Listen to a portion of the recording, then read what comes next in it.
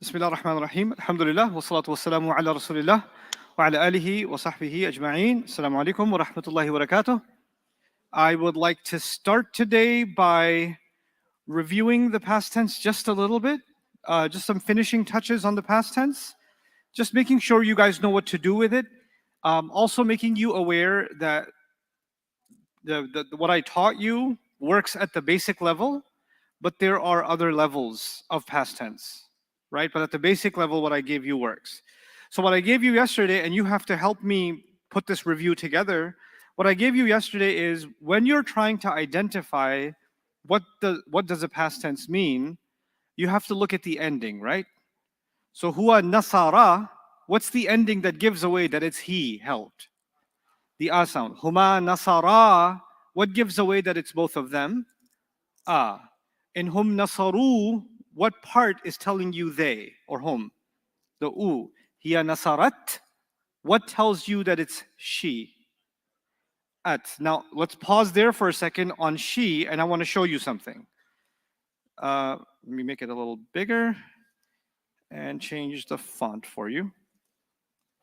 Read the first one for me. Nasarat. Second one. Nasarta. Third one. Good. Last one. Okay, if I wrote that without the markings, they look identical. You notice that? Okay. The thing I want you to note is students at the beginner's level tend to become a little bit careless. What that means is you see any one of these and your mind immediately goes to one of them that you like more than the others. Some of you really like Nasarta, like it's your favorite. So whether it says nasarat, or it says nasarti, or it says nasartu, something in your brain says, I'm looking at nasarta because that's my favorite one. Some of you are inclined towards the feminine gender, nasarat. So whether you see nasarta, or nasarti, or nasartu, what does shaitan convince you? What are you looking at? Nasarat. So when you see the ta, you get messed up. Like, for example, yesterday I said, it was one of the tests, or one of the quiz questions, or the exercise questions was aghwaytani, and this has an attached pronoun. Yeah, and when you get rid of the attached pronoun, you're left with this. And a bunch of you said she. Immediate thought was she. Now let me put those words again. Nasarat, nasarta, nasarti, and nasartu. Do they all mean different things? Nasarat means what? She helped. Nasarta means you helped. Nasarti means feminine you helped. And nasartu means I helped. Okay, now what a lot of you jumped when you heard aghwayta, you jumped to she helped. Why? Because you see the ta, and apparently your favorite word among the four is which one? Nasarat. So you're like, I see a ta, I don't want to think anymore. But if you stop and pause, what would you discover is the actual match for aghwayta? Nasarta, anta. I'm pointing this out to you because this is a common mistake many of you make. You're not the first to make them. There have been thousands before you that have made them. So you have a tendency to make the same mistake, so watch out for it. I'm pointing out to you the places where you end up slipping up, right? So this is one of those places where you end up slipping up, okay? Now, another place you slip up.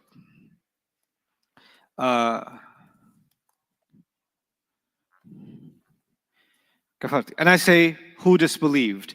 And a very common answer that students give me when I say who disbelieved is she disbelieved. Okay? She disbelieved. Now, why? This is the wrong answer, but I want you to understand why is this such a common wrong answer? Why do so many students, over 50% of beginner students, end up giving this wrong answer for this question?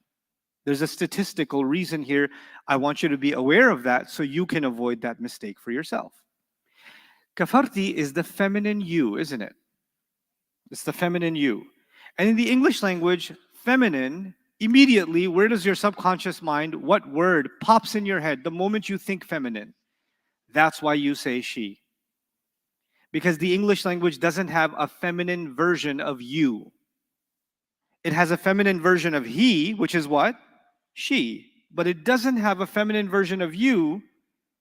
It's just you. But in Arabic, there are 6 different yous. You, both of you, all of you, feminine you, both of you women, all of you women. It's 6 yous. That's not something we're subconsciously used to in English. So the moment we think feminine, the mind says, oh, I know, she. And that's a mistake. If this was she, it would have actually been kafarat. She disbelieved. You understand? So 2 possible places of common error I've identified for you, yeah? These are pitfalls. This is the thing that can be students make these mistakes. The problem also with you folks, I blame you, is you're dramatic. So what happens is you make a mistake like this one, you're like, forget it, I don't understand anything. It's too much. Well, yeah, it's one confusion. Not all of Arabic didn't fall apart. It's not Jenga blocks that you pull the long block and the whole thing fell apart. It's not a house of cards. It's one mistake. Don't dramatize it into, I just don't understand anything anymore. No, you don't understand one issue. Don't take one issue and make it everything. So what happens then is you end up overwhelming yourself, and when you overwhelm yourself, your brain stops working, and even the problems that were easy now become difficult because you've already told yourself it's difficult. Let me tell you something about, you probably already know this, those of you that have played sports before. Sports have a lot to do with athletic ability, but equally, sports actually have to do with psychology. Sports, and every great team in the world and any sport has a sports psychologist. They actually have a sports psychologist. If you get under the skin of your opponent, if you get them anxious or nervous, or their normal performance goes away, doesn't it? And some of you aren't athletes, but you're gamers. How many gamers here? I'm a gamer. If you're scared of a boss and you're scared to attack, you're gonna get crushed every time. Until you let go of that fear and you learn to, and even though you lose, you won't lose as badly until you just overcome the nervous agitation. There's a nervous agitation inside you that paralyzes you from learning. I want you to get past that in your Arabic studies. Make mistakes, it's okay, but don't let those mistakes be like the end of the world for yourself. You understand? That's an important thing I want you, because information is piling up and you understood 70%, then 5% you got a little confused and you say, sir, I just don't understand anything, I just gave up. No, you were doing fine with 70%. You have a problem from 71 to 75%. That's the part you have a problem. Don't exaggerate that and say, I don't get anything. This kind of negative self-talk paralyzes you. It hurts you. It keeps you from learning, right? And so this is something that I've noticed in students quite a bit, and it's important that you address that. Okay, now, another small complication. This is something I teach much later, but because this is so common in the Quran, I need you to know from the beginning. Okay? Even though this is not an official lesson right now. I just need you to know some things that happen in Arabic that are weird. How do they work? That's a whole study later on. But for now, just some things. I said nasara, right? You know what syllables are? Separate sounds. Nasara. How many separate sounds did you hear? 3 syllables. When I say qala, how many syllables did you hear? Qala. 2 syllables, isn't it? That's 2 syllables. Sometimes some verbs, some past tenses are 2 syllables. They're not 3 syllables. They're 2 syllables. And that makes them a little bit trickier. So, for example, I can't give you that one yet. That'll hurt your feelings. Okay, let's start with qala. The thing is, huwa qala, huwa qala, huwa kana. 2 syllables or 3 syllables? 2 syllables. So huwa kana, huma, what do you think? Kana, hum, kanu, same thing. Hiya, kanat, huma, kanata. Then once you get to hunna, what the Arabs wanted was a sukoon, because they want the noon to shut up, remember? And then they want to add na. And that would become kana. That's what that would become theoretically. And qala, when you get to hunna, would be qalna. That's what it would be theoretically, right? But the Arabs thousands of years ago said, we don't want a long sound followed by a sukoon. It doesn't happen in Arabic. In the middle of a word, you can't do it. You can't do qalna. We don't like it. And they say it's one syllable anyway, and the letter that's causing a problem is the alif. That's the word that's the alif is causing this problem. You know what? Qulna. Problem solved. We don't want the alif anymore. When we got to hunna, the alif popped away. But how do you know it's qulna and not qalna and not qilna? You don't know, I know, just trust me. Okay? It's not always going to be qulna. Sometimes it's going to be kidta. Sometimes it's going to be, khifta, khafa will become khifna. It'll change. But I just want you to know, if you see a 2-syllable word instead of a 3-syllable word, probably the middle letter got dropped out because it just wasn't working. Okay, so now let's try kana again. Huwa kana, huma, kana, hum, kanu. No, kana means he was. Kana means what? He was. Huma kana, both of them were. Hum kanu, what does that mean? They were. Hiya kanat. She was. Huma kanata. Them ladies, both of those ladies were. Hunna, they were going to do kanna. They don't do that. What letter will they get rid of? So it'll just become kunna. It's basically kunna, kunna, but then the noon's same letter, might as well just, put them together. Kunna. Okay?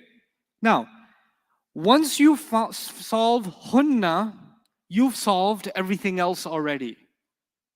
So it'll be anta kunta. It's not going to be kanta. It's going to be what? Kunta. Antuma, kuntuma. Antum, kuntum. Kuntum. This happened. This is the thing that's happening when you have 2-syllable words. This is, again, not an official study. I'm just telling you this happens so much in the Quran, you should at least know what's going on over here in these kinds of cases, okay? These are called irregularities, okay? These are irregularities, and there's 6 different kinds of irregularities. This is one of them, okay? And I teach each irregularity as a chapter, and we try to understand how those irregularities work. Yes, sir? Good job. How do you differentiate this kunna from antunna becomes kunna? Very good.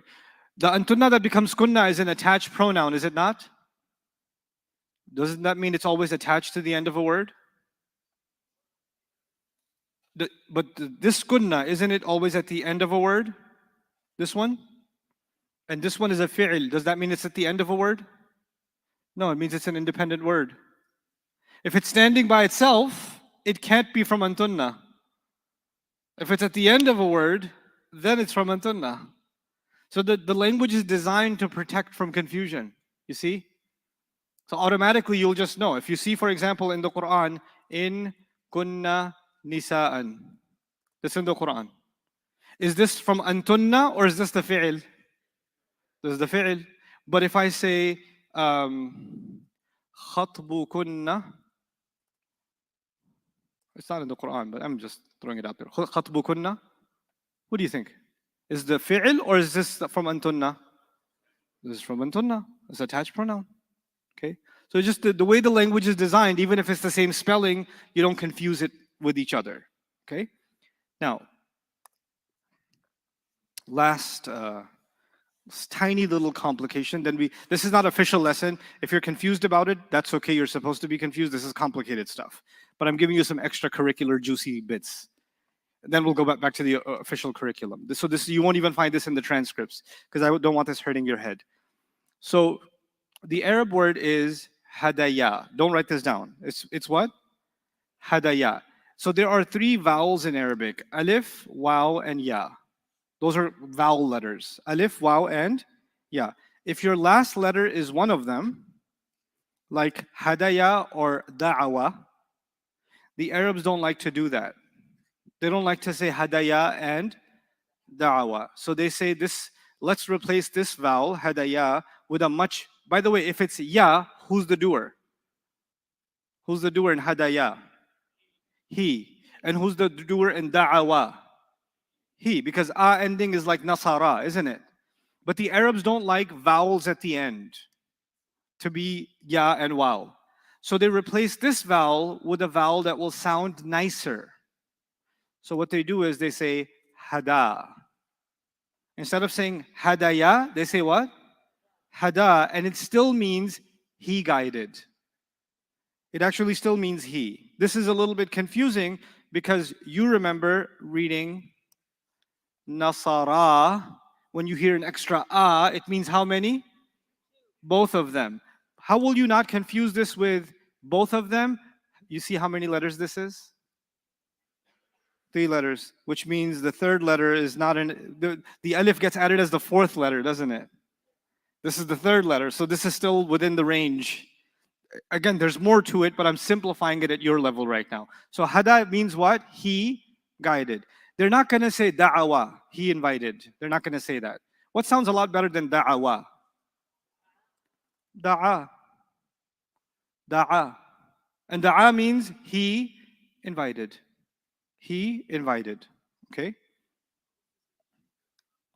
Hadat. Don't worry about the conjugations. If you want to do the whole chart, it'll give you a headache. This is not the time. Okay? This is what causes a lot of depression, clinical depression among Arabic students, the irregulars. But I wanted you to know what's ahead of you, so you're ready for future trauma. But from now, okay? Let's get back to our original work. Yesterday, I taught you the endings of the past tense. You're responsible to know them from now. I taught you 2 additional concepts. One additional concept was, yeah? Question? Yes? You mentioned if you have alif, waw, ya at the end, then Arabs don't like it at the end. Well, if waw and ya they don't like. They replace the waw and the ya with an alif. Oh, okay, cool. In a past tense. Yeah. Okay? Go on? Good? Okay. So, I taught you 2 additional concepts yesterday. One additional concept was, when you attach a pronoun to a fi'l, you have to follow a process to make sure you get the meaning right. Do you recall that process? Identify the what? Not identify the pronoun is the wrong thing to say. Identify the attached pronoun. Identify the attached pronoun, because the fi'l itself also has a pronoun. So if you say identify the pronoun, oh my God, disaster. Identify the attached pronoun. If you find one, then what do?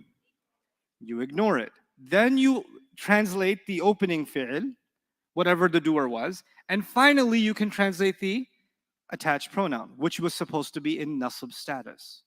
Okay, that was the process. That was one concept, in addition to fi'l madi, the past tense that I taught you. The second concept that I taught you is sometimes the Arabs like to use an outside doer. Towards the end of yesterday, I introduced you to the concept of the outside doer. What does outside doer mean? I don't want he, she, they, you, I, we to be the doer. I want, let's say, the Muslims to be the doer, or the teacher to be the doer, or the car to be the doer, or even Allah to be the doer. I want somebody mentioned by name, like a noun, not a pronoun, a noun to be the doer. How do I do that? You make them an outside doer. Well, how do you make an outside doer in Arabic? You follow 2 things. One, the fi'l itself has to be what version? One or the other? Huwa version or hiya version. So from what we memorized, it's got to be either the nasara version or the nasarat version. It's got to be one of those 2. And then the outside doer has to be where? Sometime after, could be immediately after, could be 2 words after, could be 3 words after, that's okay. But what status does it have to be? Fa means so. Qala lahum. Fa means so. What does qala mean? He said. Very good. What kind of word is lam? Ba, ta, kaf, lam. What is that? Which means that the word hum is what status? Is jar. Now, qala is what version? Huwa version, hiya version, anta version, nahnu. What version is that? If it's huwa version, I should look for an outside doer. Maybe I will find one, maybe I won't. If I don't find one, The answer is huwa. If I find one, then the answer is whatever I find. How do I find an outside doer? It has to be after, and what status? Rafa. Is there an outside doer? Where? The word Allah. How do I translate this? So, fa means so. Allah said, lahum. What do you think that means? Said to them. So Allah said to them. So Allah said to them. You figured out all the pieces. Fa, qala, and then Allah, who is the outside doer, and then lahum, you added it to it. So Allah said to them. Okay?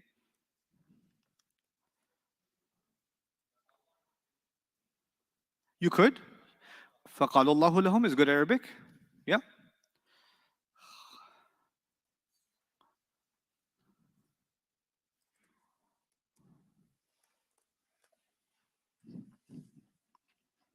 خَلَقَنَا اللَّهُ. خَلَقَنَا اللَّهُ. What khalaqa means created. Can you translate khalaqa for me? Who created? He. He created. What's the attached pronoun here that you had to ignore? What does na mean? Us. So when you translate khalaqana, what does it mean? He created us. Is the word Allah qualified here in the sentence as an outside doer? What qualifies it?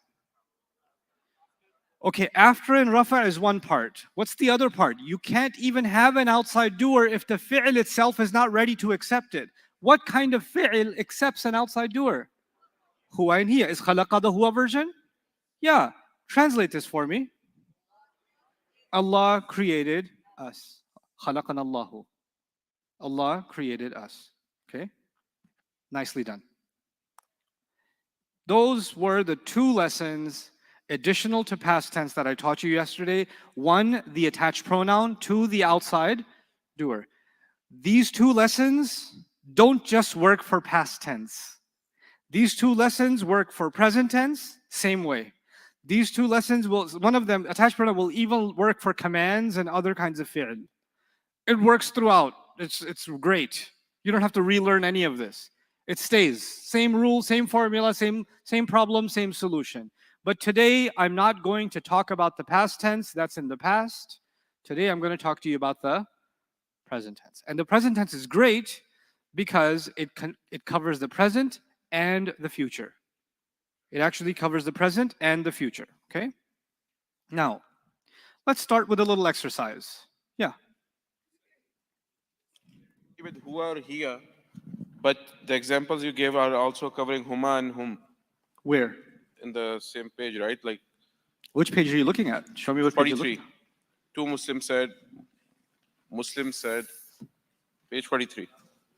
Oh, okay, yeah. It should be 30 something, right? It's 43. 43. Yeah.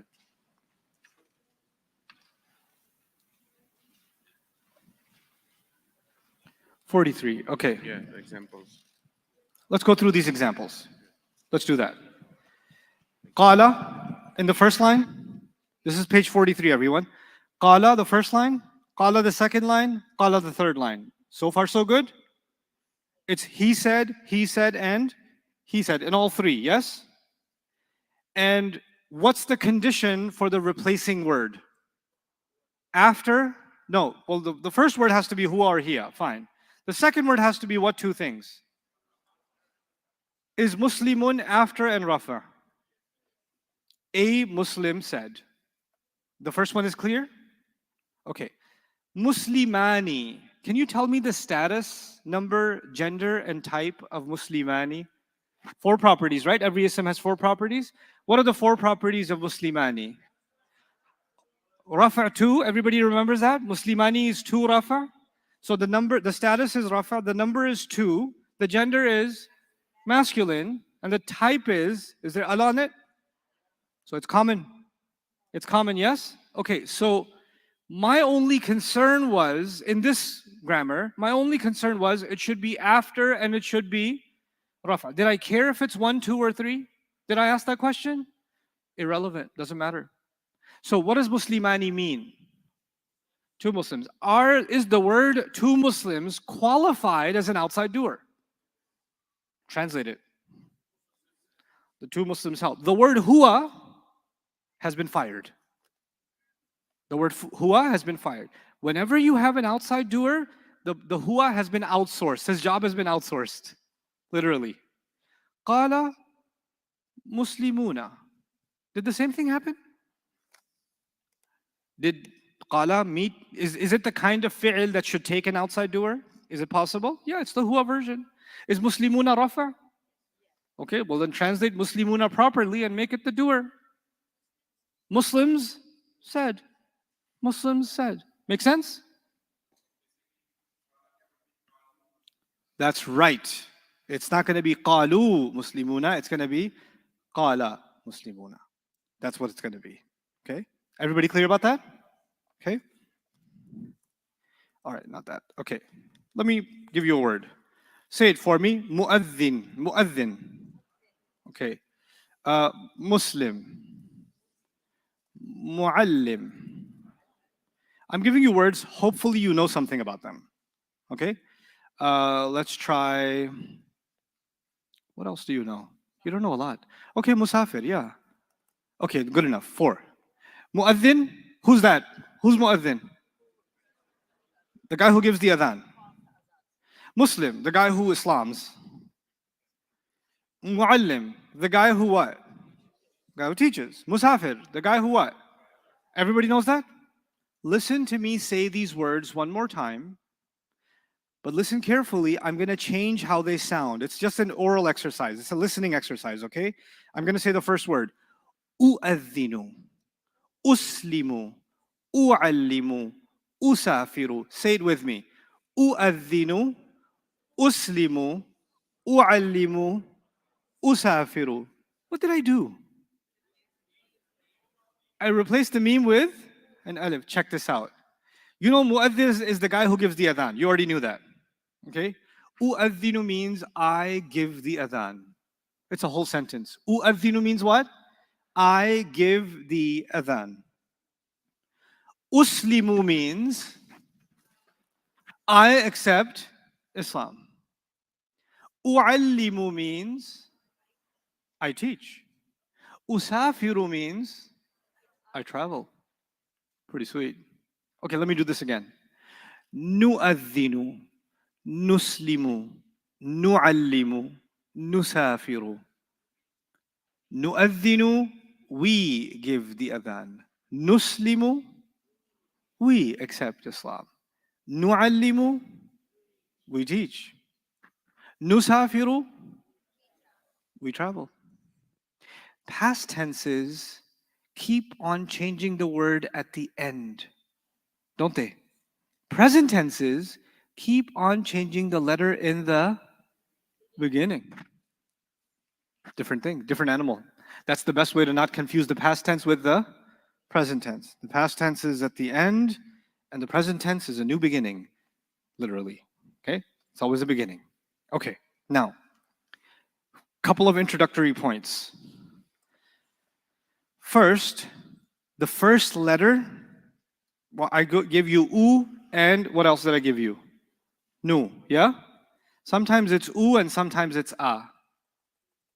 Sometimes it's U and sometimes it's A. And sometimes it's Nu and sometimes it's Na. But you don't decide. You don't decide if it's U or A or Nu or Na. The Arabs already decided that for you. So if they say usafiru, means I travel, you don't get to say one day I'm in the mood to say asafiru. That's Punjabi, that is not Arabic. If they say u'allimu means what? I teach. And you say, no, I like a'allimu. A'allimu. No, that's Bahasa, but that's not Arabic.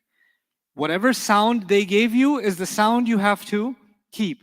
And if it was u'allimu, then the we version, the nahnu version will be nu'allimu. You cannot say u'allimu and then say na'allimu. If they gave you a sound, you stick with the same sound. So watch this. Ad-durusu means I study. Ad-durusu in Arabic means what? I study. How do I say we study? You don't say nudrusu. You have to say what? Nadrusu. Once you have the sound, respect that sound, and every replacement will be the same kind of sound. You with me so far? Okay, so now we know two. A means what? A or U in the beginning means what? I. And na or nu in the beginning means what? Astaghfirullah. I seek forgiveness of Allah. How do I say we seek forgiveness of Allah? Nastaghfirullah. Nastaghfirullah. A'udhu billahi minash shaitanir rajim. I seek refuge. We seek refuge. Na'udhu billahi minash shaitanir rajim. Cool. Iyaka na'budu. Who worships? We worship. How do I say you? I worship. أعبد قل يا أيها الكافرون لا أعبد. Tell them I don't worship what you worship. لا أعبد. How do I say we don't worship? لا نعبد. لا نعبد. Some of the stuff you already know, you're like, yeah, I know that one. Ab to aa gayi.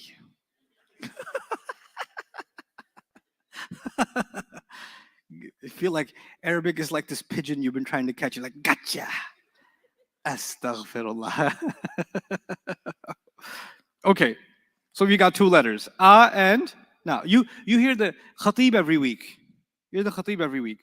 And right before you go in your coma, you hear, Inna alhamdulillah, alladhi nahmaduhu wa nasta'inuhu ونستغفره ونؤمن به ونتوكل عليه ونعوذ بالله من شرور أنفسنا ومن سيئات أعمالنا. أقم الصلاة. You guys have the Ashabul Kahf experience every Friday. This is why you recite Surah Al-Kahf and then you go in the cave of the masjid. My favorite is the students that are like in class and in khutbah too. Sometimes the khatib, like as a khatib, I like to make eye contact with the sleepiest person. Like first I scan the room for the sleepiest person, like, and then I make direct eye contact with that guy. And he's like, oh no, he's looking at me. So then he's like, he's fighting his eyes. And then some of them come up with solutions. Like they come up with really good solutions to like save their dignity and get their sleep. So they're like,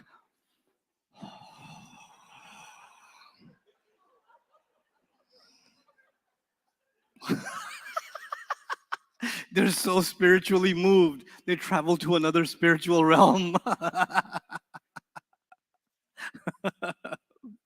Anyhow, my most traumatic experience, they asked me to do a dars for 2 hours on like 30 ayat of Surah Al-Baqarah. In like one of the Qiyamul Layls in New York, it was like 11:30 at night. People are tired, man. No, we just do it. It's one of the odd nights. So I was like, yeah, okay. So I start giving the translating. I'm doing the dars. There's this brother sitting in the front row, right? He's sitting. Then he's doing this. Then he's doing this. Then he's doing this. Then he's doing this. I kid you not. And then he was gone and he was snoring louder than my mic. And he was in the front row, laid out.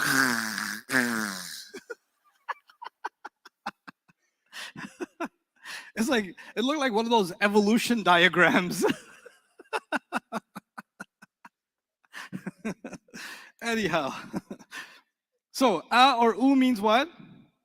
I in the beginning. Na or nu means we. Okay? Yeah, what's your question? No. Okay. That's not a present tense. That's not. Good thing you asked. When they say aqimus salah, they say something else. Not this lesson. That's later. Maybe tomorrow, day after, maybe. Okay? Nope. Not aqimus salah. Nope. Make istighfar. Say astaghfirullah. That one works. For you, a'udhu billah, astaghfirullah. Stay in your neighborhood. Okay? You got a little too excited. Okay? Teach you how to ride a tricycle. You want to jump on the highway. Like, okay, you're gonna run over by. Easy. Okay. Now, I'm going to take the word ansuru. I help. Ansuru means I help. Anybody want to guess how do you say we help? Nansuru. We help. Nicely done. Ansuru, I help. Nansuru, we help. I'll give you a third one. Yansuru, he helps. Yansuru means what? For some reason, the Arabs decided that a ya in the beginning means he. Don't ask me. I didn't come up with it. Ya means what? He. So when they say yu'allimu, who teaches? It's not you allimu, it's he allimu. Okay? So yu'allimu means what? He teaches.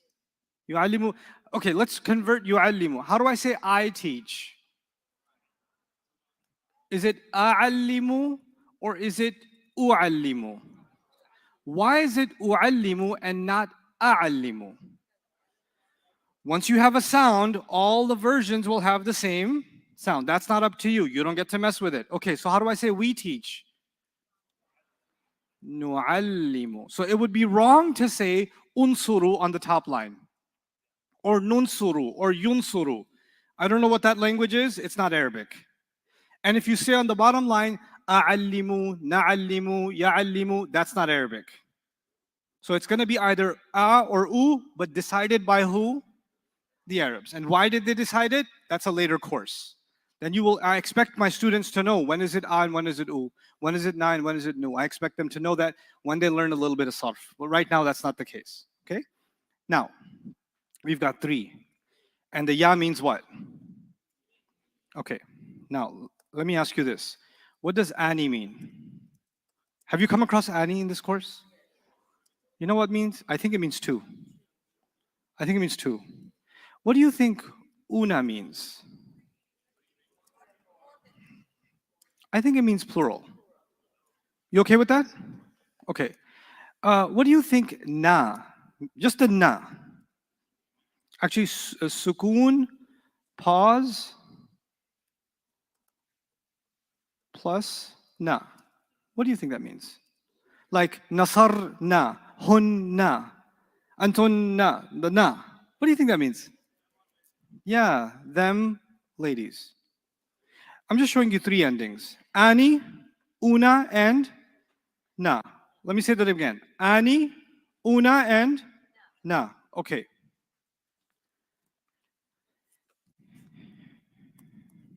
What does yansuru mean?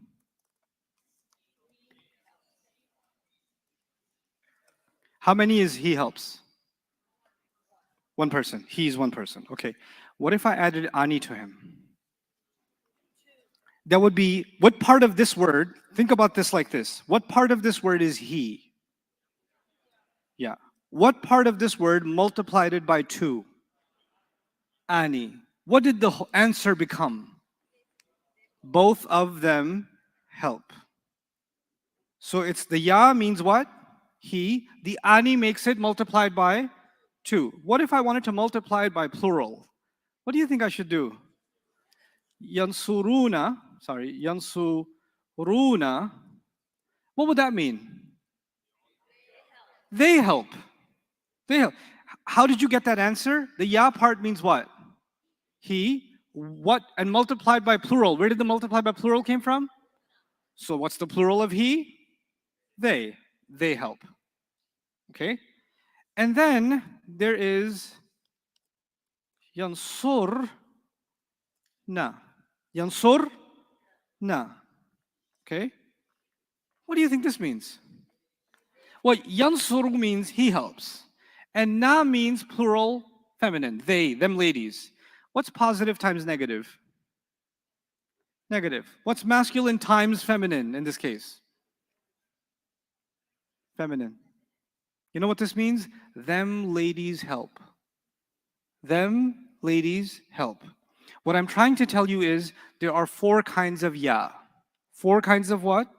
Yeah, watch this.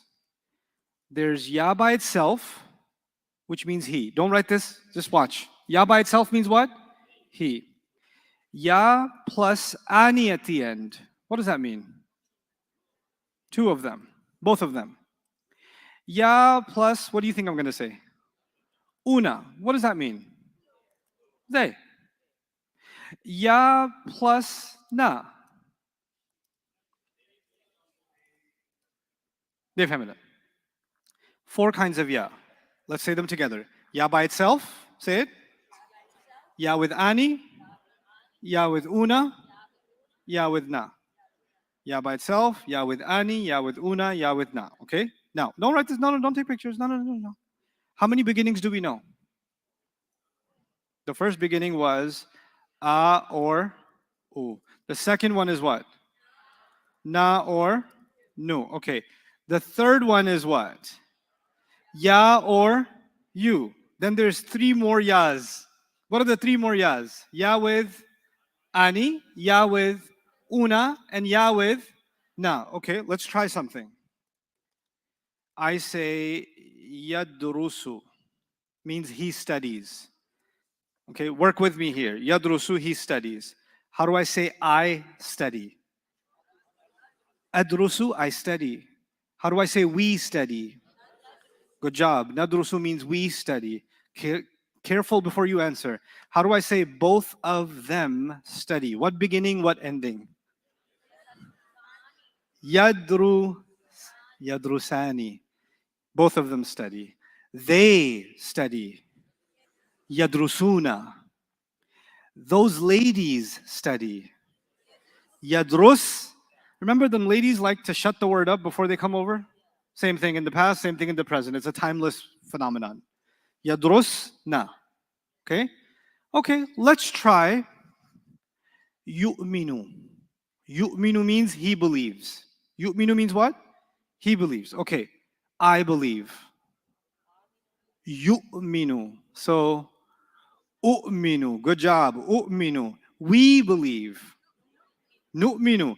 Both of them believe. Both of them believe. What beginning, what ending? First tell me that. Ya beginning and? What does that mean? How to say it? Yu'minani. Yu'minani means what? They both believe. How do I say they believe? ذلك الكتاب لا ريب فيه هدى للمتقين الذين يؤمنون. Ya beginning and una ending بالغيب. ويقيمون الصلاة ومما رزقناهم ينفقون والذين يؤمنون بما أنزل إليك وبما أنزل من قبلك وبالآخرة هم يوقنون.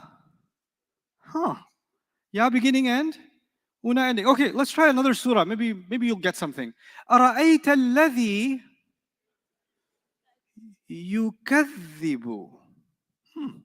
يكذب. Who lies against the deen? From what you just learned, how many kinds of ya are there? 4. One of them, ya by itself, is, what does it mean?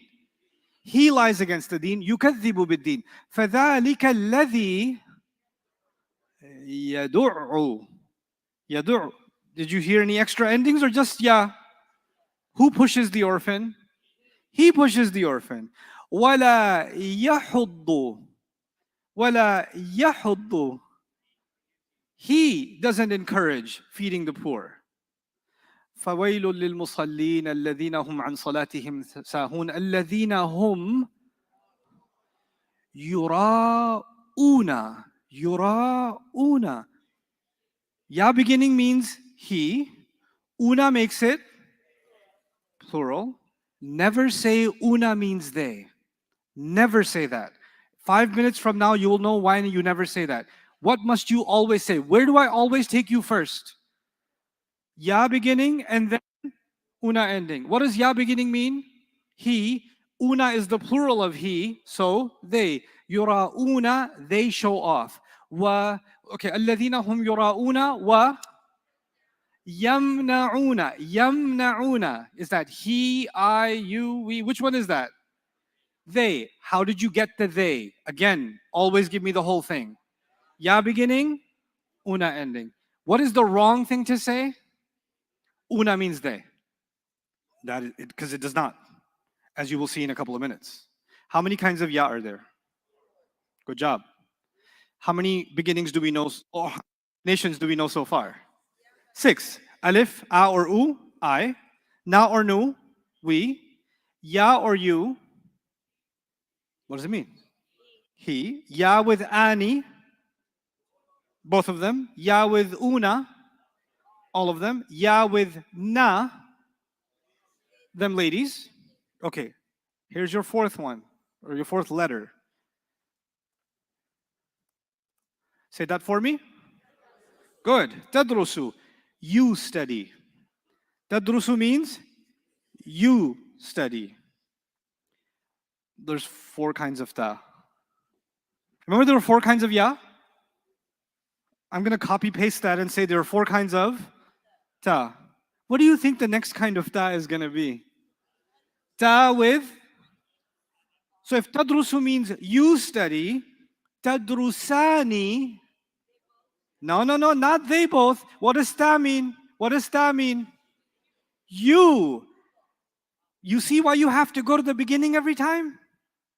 Because if you say ani means both, wrong. Ya with ani, both of them. Ta with ani, both of you. Now, tadrusuna. Tadrusuna. What does the ta mean? Ta means you. What does the una do to it? What does tadrusuna mean? Who studies? What's the difference between yadrusuna and tadrusuna? They study, yadrusuna. Y'all study, tadrusuna. Do you hear that? Do you realize now why just saying una means they is bad? Because sometimes you'll hear yadrusun, ya'lamun, yattaqun, yu'minun, and sometimes you'll see kutiba alaykum as-siyam kama kutiba ala alladhina min qablikum la'allakum tattaquna. Tattaquna. Ta means what? You. Una makes it what? So all of you have taqwa. And other places in the Quran, Allah will say, لَعَلَّهُمْ يَتَّقُونَ أَوْ يُحْدِثُ لَهُمْ ذِكْرًا. لَعَلَّهُمْ يَتَّقُونَ. What does the ya mean? He. So what does yattaquna mean? They have taqwa. Alif and Noon, that's 2. Then there's 4 kinds of what? Ya. And if you know 4 kinds of ya, you also know 4 kinds of ta. How many altogether now? 2 plus 4 plus 4, 10. 10. There's only 2 more I want to teach you. If you know 2 more, you're good. 99% of the problem is solved. Yesterday I made you memorize Huwa nasarahuma nasarahum nasaru. Why am I doing this by myself? Huwa nasarahuma nasara. Why am I doing this by myself? Huwa nasarahuma nasarahum nasaru. Hiya nasarat. Huma nasarata. Hunna nasarna. Anta nasarta. Antuma nasartuma. Antum nasartum. Anti nasarti. Antuma nasartuma. Antunna nasartunna. Ana nasartu. Nahnu nasarna. I'll take your question in a minute. Just a minute. Today I'm not going to make you memorize. I'm not going to make you say huwa yansuru huma yansurani hum yansuruna hiya tansuru huma tansurani hunna yansurna anta tansuru antuma tansurani antum tansuruna anti tansurina antuma tansurani antunna tansurna ana ansuru nahnu nansuru. That's on page 39. I'm not going to make you memorize that yet. Not in this class. I'll give you the shortcut this time. But if you're good Muslims, then that's up to you. That's between you and Allah. Page 39 is between you and Allah subhanahu wa ta'ala. But what I will give you is 12 shortcuts. How many? How many did I give you so far? I gave you 10. I only have to give you how many more? But I need you to know these 12 shortcuts off the top of your head. I'm not going to write them on the screen. When I am done giving you all 12, you will write them in your notes from memory. The way I told you, a and u, na and nu, ya by itself, ya ani, ya una, ya na, ta by itself, ta ani, ta una, ta na, and the last 2. From memory, and I'll walk you through it a couple more times before you can do that. Don't write them yet, that's cheating. How many shortcuts left? Here's number 11. Listen carefully. Ta. Wait, I already gave you ta. What does ta mean? You. That means 2 things. Sometimes it means you, sometimes it means she. Sorry. I got nothing. Sometimes ta means what? You. And sometimes ta means when ta is number 7, it means you. And when ta is number 11, it means she. This is a 7-11 situation that we have. Ta means you, and ta also means she. And let me speak for you and impersonate your soul. But Ustad, how are we supposed to know when it's you, and how are we supposed to know when it's she? What's so confusing for me? Which is how you sound. Collectively, not individually. How will you know? That's a hard one. Allah is talking about Maryam, and you see a ta. I'm pretty sure it's not talking about you. That's talking about Maryam, she. Allah is talking to the Prophet ﷺ, and you hear a ta. I'm pretty sure that's not about some she, it's about a you. Do you understand? What am I trying to tell you? Context is super easy. This is not a crisis. Arabic grammar is about figuring out math problems. But language isn't just math problems. Language is common sense. All of this in the end, if you learn all of this grammar, but in the process lose your common sense, that's a disaster. At the end of all of the grammar study, the thing that will start clicking, making everything click together, is actually common sense. These are common sense rules. So, how will you know the difference between 7 and 11? Context, common sense, easy. And if you have a problem with that, see me after class. I'll talk some sense into you. Okay. That's number 11. Only one left. Number 12. Ta. Okay, okay. It's ta with ta beginning, ina ending. Number 12 is weird. Ta beginning and ina ending. It actually means anti. It's the only weird one. What does anti mean? No, it doesn't mean she. No, that's hiya. Yeah, it's the feminine you, isn't it? It's the feminine you. So here's how it works. If I was talking to Ali Ahmed, I would say, Anta tadrusu. Tadrusu. What's your name? Atiya, if I was talking to you, I would say tadrusina. Anti tadrusina. But if I was talking to Ali Ahmed, I would say Anta tadrusu. Ijlal, Anta tadrusu. Atiya, Anti tadrusina. You understand? So when you talk to a female and you use anti, you have to start with a ta and end with ina. It's a weird thing they have. That's why it's number 12. It sticks out. Let's see if we can construct from memory, without writing, all 12 shortcuts from memory. A and u, where a and u means what? I. Good. Na and nu means what? We. Ya and you means what? Once you get to ya, it's not just number 3. Number 3, 4, 5, 6 are solved. How? Ya by itself, he. Then what? Ya plus ani, ya beginning, ani ending. What does that mean? Both of them.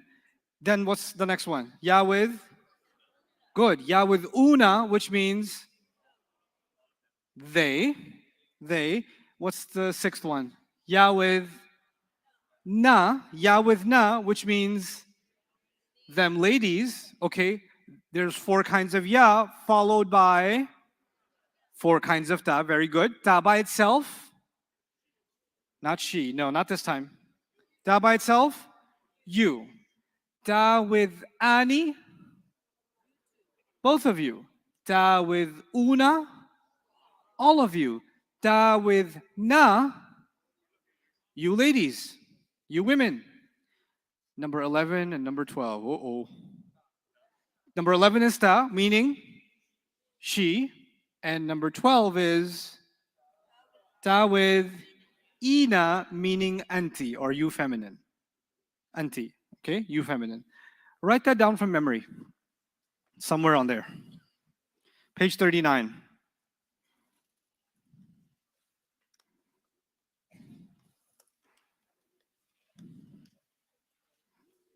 Yeah, page 39. want you to write these out. Even though they're written on page 40, I want you to write them from memory. Just on the side.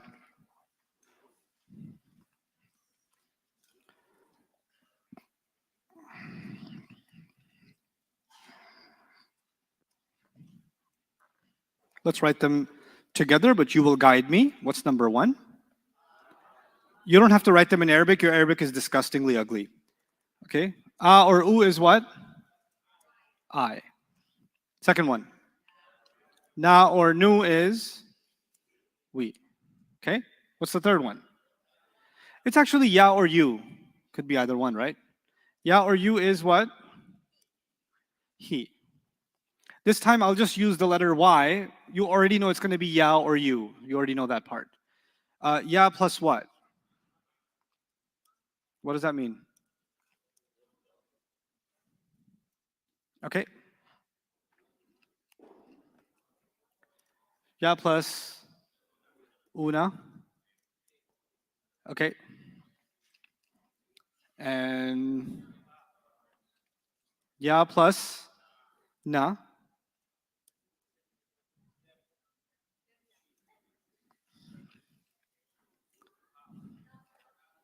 Ta. It's ta or two, right? Ta or two. What does it mean? You. Then what? Ta plus ani. What does it mean? Okay.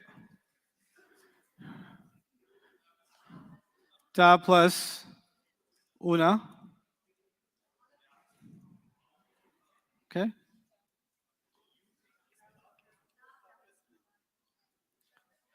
Huh? It's ta or two, like ya or you, or na or nu, or a or u. It's just telling you there's two sounds. What's number 10? Ta with na. What does it mean?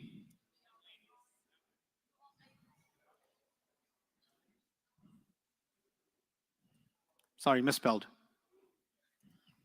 Okay, number 11. Ta. And ta plus ina equals tina. No, it means yushi. Okay, there you go. Let me ruin your English while I'm teaching you Arabic. Yeah. 2? Will it just be the? It will be both of those ladies too, but you don't really need it too much. Don't worry about it. It's common sense. The ones you need are these. Okay? Everybody got it? No? Good. Both of them? Both of them. You had never heard both of them before? You weren't in New York? There's a lot of there's some Texas here, there's some New York here. It's just all over the place. Can you take a picture of this? You can take a picture of this, yeah.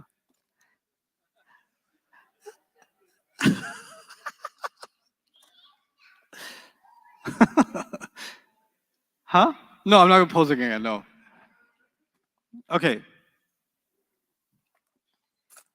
Now, go to page 40. Impress me. Actually, not 40. I want you to go to page 41.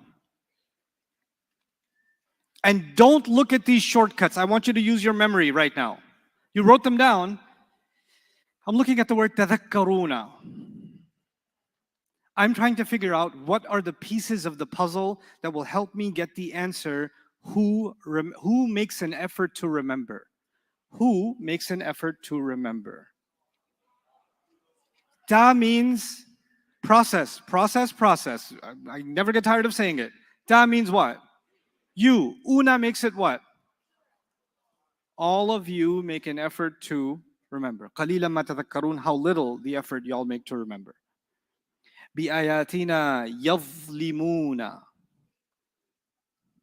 I want process. Answers are less impressive. Process, now that's, I forgot about your question.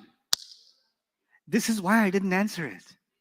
I read your face, it was like 11 or 12. That's what he's asking about. You had a question. I'm going to ask one of my shayateen. Ta is she, isn't it? Does ta have to do with she? Was that your question? Something like that?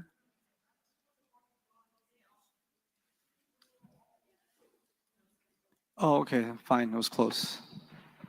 Okay. That's what I thought. Pay attention. Okay, yadhlimuna. What's the first part? What does ya mean? What does una do to it? See, I keep asking that question because then you won't forget. Otherwise, yadhlimuna, they do wrong. Tadhlimuna, they do wrong. You're just going to mess it up. Follow this in the beginning until it becomes ingrained. Okay? وَفِيهَا تَمُوتُونَ. In it, who shall die? That means what? You. Una makes it. Y'all shall die. أَتَوَكَّأُ عَلَيْهَا, says Musa to Allah. أَتَوَكَّأُ عَلَيْهَا. I lean on it. Where's the I coming from? How do I say we lean on it? نَتَوَكَّأُ عَلَيْهَا. How do I say they lean on it? يَتَوَكَّؤُونَ عَلَيْهَا. يَتَوَكَّؤُونَ عَلَيْهَا. Okay? أَتَوَكَّأُ, I lean. Fa means so. I want to see if you can tell me the right answer for taqulu. I'm going to remind you, this has to do with your favorite store. This has to do with your favorite store. Think about your shopping experience. Late at night, near a gas station. 7-Eleven. You or she. So who says? You say or she says. Both of those are correct answers, but in a context, only one of them is the right answer, yes? Without context, either one. But in context, only one of them will make sense. لَعَلَّهُ يَتَذَكَّرُ. يَتَذَكَّرُ. Is there anything at the end other than the ya beginning? No extra stuff. Who makes an effort to remember? He makes an effort to remember. Good. نَخَافُ. Who fears? Where did you get the we from? Okay.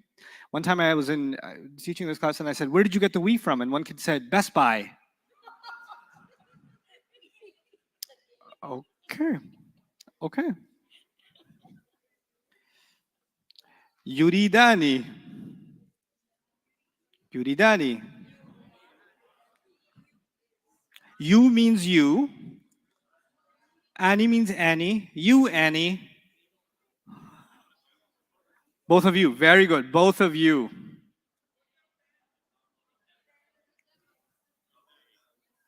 You see, when I say very good, you should just get worried. I say very good so sarcastically, then I start using it when it actually belongs and you start getting questioned yourself. That's the whole game plan. What does ya mean? What did I say? Follow the process. What does ya mean? Ya does not mean you. I forgive you. Ya means he. Annie makes it both of them. Yakhsifani. To put together. Who started sticking together? Both of, the question is both of them or both of you? Both of them? If this was both of you, what would it be? Good job. تخصفاني. يمشون في مساكنهم. يمشون. They, isn't it? He. Ya beginning, una ending. Ya beginning. Ya beginning means he. What does una do to it? They say. يقولون. You say or they say? They say. فَسَتَعْلَمُونَ. Cool word. Fa, does anyone remember what fa means? Good. Fa means so. Sa means soon. Sa means soon. So what does fa sa mean? So soon. تعلمون. Who will know? You all will know. فَسَتَعْلَمُونَ. That will generally mean soon or Sa means soon, yeah. soon? Okay. Yeah.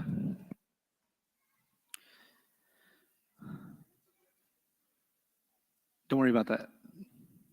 Yeah. Soon you will know. Not in this class. لا يخلقون شيئا. Who doesn't create anything? They don't create anything. Where did you get the they from? Again, process. Ya beginning means he. Una makes the plural of he, they. Is this getting easier? Okay. Nufassilu. Who explains? This is one of my favorite concepts in the Quran. Fasl in Arabic means separation. Fasl means separation. Fasl, I know Urdu speakers, fasl is crop. Okay? Is saal ki fasl achhi thi, right? But fasl in Arabic means what? Separation or distance. Fasila is used in Arabic too. Yeah, al-fasl bayna shay'ain, the distance between two things, which the Urdu speakers use fasla or fasila, right? Now, in Arabic, everything that has to do with confusion has to do with mixing. So the words that Arabs use for confusion are also the words Arabs use for what? Mixing. And every word that has to do with clarity has to do with separation. It's pretty cool. Confusion has to do with what? Mixing. And clarity has to do with separation. Like for example, bayyin. Bayyin means clear. Bana in Arabic, where it comes from, means to separate things. Bana. Waddah, wuduh means separation. Fasl also means what? Separation. Now fassala, another meaning of fassala is to explain. So when you explain something, it becomes what? Clear. But the concept is we break things apart so each concept can be understood at its own, and then you can put them together and make sense of the whole thing. Like if you have a difficult mathematics problem, you cannot solve a mathematics problem except when you have to break it up step by step until you follow all the procedures, and then finally at the bottom of all your work, you get the answer. But you have to break things apart. Concepts, difficult concepts, even at the PhD level, when people are studying them, they have to break concepts apart and analyze one piece of information, one chapter, one notion, one idea, one theory, then add the next, then add the next, then add the next, and there are building units, blocks. In fact, this is a philosophy of language itself. Words are made up of letters, and each letter has a sound. And when I'm saying the word word, you heard a number of sounds in a certain order. Each one of those sounds was separate from the other, allowing you to make sense of it. If the sounds of those words were not separated, then you wouldn't get what? Clarity. Clarity comes from separation of sounds. Then in a sentence, clarity comes from the separation of words, not just the letters. Now words have to be separated. Then sentences have to be separated. Then paragraphs have to be separated. Then chapters have to be separated. Then books have to be separated.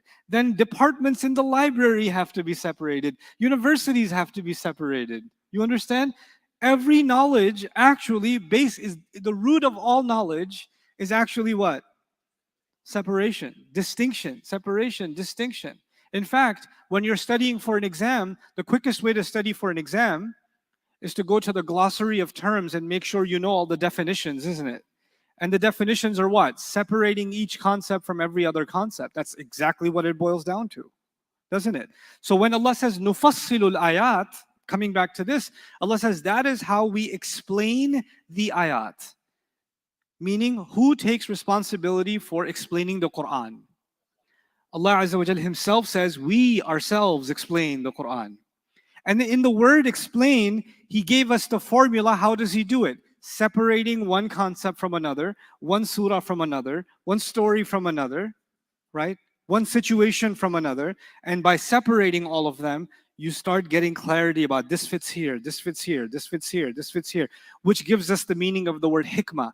Hikmah in Arabic, which is translated wisdom, actually means وَضْعُ شَيْءٍ فِي مَحَلِّهِ, when you put something where it belongs. And when you clean up a room, when you clean up a kid's room, you put the socks where they belong, you put the laundry where it belongs, you put the toys where they belong, you put the notebooks where they belong, the stationery where they belong. What are you doing? You're separating things and putting them where they belong. Allah separated His ayat and put every ayah where it belongs.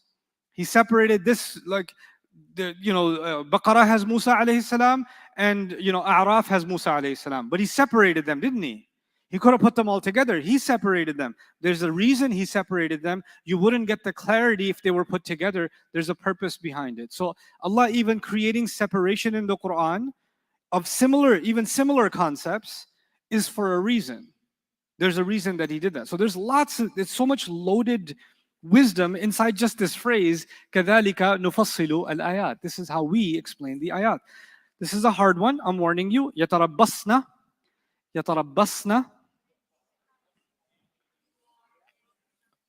Who waits?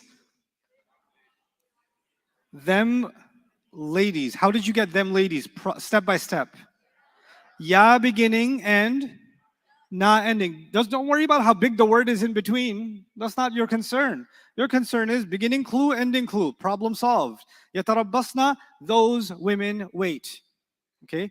Yatarabbasna bi anfusihinna thalathata quru. This is talking about the ayah of divorce. When a man divorces a woman, then they must wait by themselves, meaning they cannot remarry until 3 periods are done. Thalathata quru. Right? So that's what this is referring to. Yu'allimani. Pieces. What are the pieces? You meaning he, good. Ani makes it. Therefore the meaning is they both teach. Excellent. Yata'allamuna. Ya means he. Una makes it. What do you get? They learn. Not so hard, is it? Alhamdulillah. We're just going to do number 3. What's your question? Number 17. It says, فَيَتَعَلَّمُونَ. Fa mean so. Ya is for he. Right. Una is plural. So the verb here is ta'allam. I didn't teach you what the word is. I just told you to look at the beginning and the end. Why are you focused on the middle? There will be a time where I'll teach you to focus on the middle. Then you will thank Allah that I didn't make you focus on the middle. And you will remember the days when I didn't make you focus on the middle. Okay. But right now, thank Allah that I'm not making you focus on the middle. Okay? Ask the students who have done this before and ask them how it felt when they were studying sarf, which is about the middle. Okay? Ya'idhukum. There's an old process from yesterday. I wonder if you still remember it. There's an old process. Oh, it's been a long time. Man, when you were much younger, do you people see an attached pronoun? Where? What is the process that you learned yesterday for attached pronouns? Find it and ignore it, but make sure you understand the meaning. What's the meaning of kum? You all. We'll come back to that. Ya'idhu means to advise. Who advises? He advises. He advises who? He advises all of you. He advises all of you. What am I trying to show you with example number 3? The same thing you did for past tense is the same exact thing you're going to do for present tense. Ignore the attached pronoun, solve the problem, add. Arabic is so easy. It's so easy it hurts. Huh? Why didn't I say they? Okay, let's figure that out. Kum comes from page 18. Kum comes from, what does antum mean? Well, anta means you. Antuma means both of you. Antum means you all. Doesn't mean they, it means you all. So do you know why I didn't say they? Okay, good. Good mistakes to make, because then The burn never leaves. Okay, the first one's hard, but before salah, just give me number 7. Let's see if you could do that. What is the attached pronoun, ladies and gentlemen? Good job. Ka is the attached pronoun. If you ignore, what do you have left? Yas'aluna. Yas'aluna. What beginning, what ending? Ya means he. Una makes it. So what does it mean? They ask you. Yas'alunak. They ask you. يسألونك عن الشهر الحرام قتال فيه. يسألونك عن الخمر والميسر. They ask you about the sacred month. They ask you about gambling and alcohol and gambling. Right? They ask you. ويسألونك عن المحيض قل هو أذى. Okay? So, salah time almost. Alhamdulillah, a good number of students were sponsored. If you'd still like to sponsor, there's about 73 students who haven't been. I'm leaving the link on the screen. Let's go make salah. Bismillah wa salatu wa salamu ala rasulillah wa ala alihi wa sahbihi ajma'een. Let's wrap up today's work. The first bit of it was, I want to recap, because review always helps, the 12 shortcuts that we discussed today. Can you go through them from memory? A or U are? No, you got to give me meanings, otherwise it's meaningless. A or U in beginning is I. Na or Nu is we. Ya or You is he. Ya with Ya plus Ani. They, both of them. Ya plus Una. They.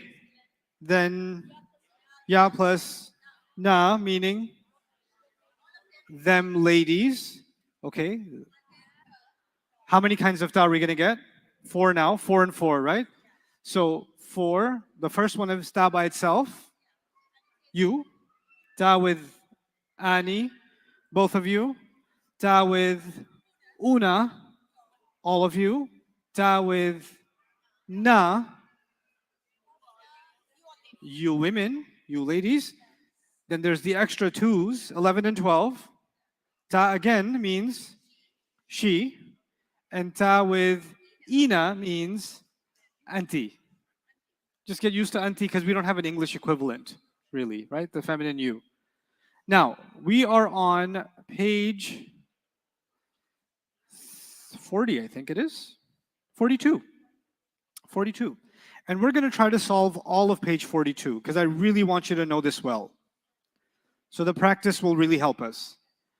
Ya'tiyaniha, the first one. Ya'tiyaniha. What am I ignoring? Good job. What is left? Ya with Ani, which means it's who commits? Both of them commit.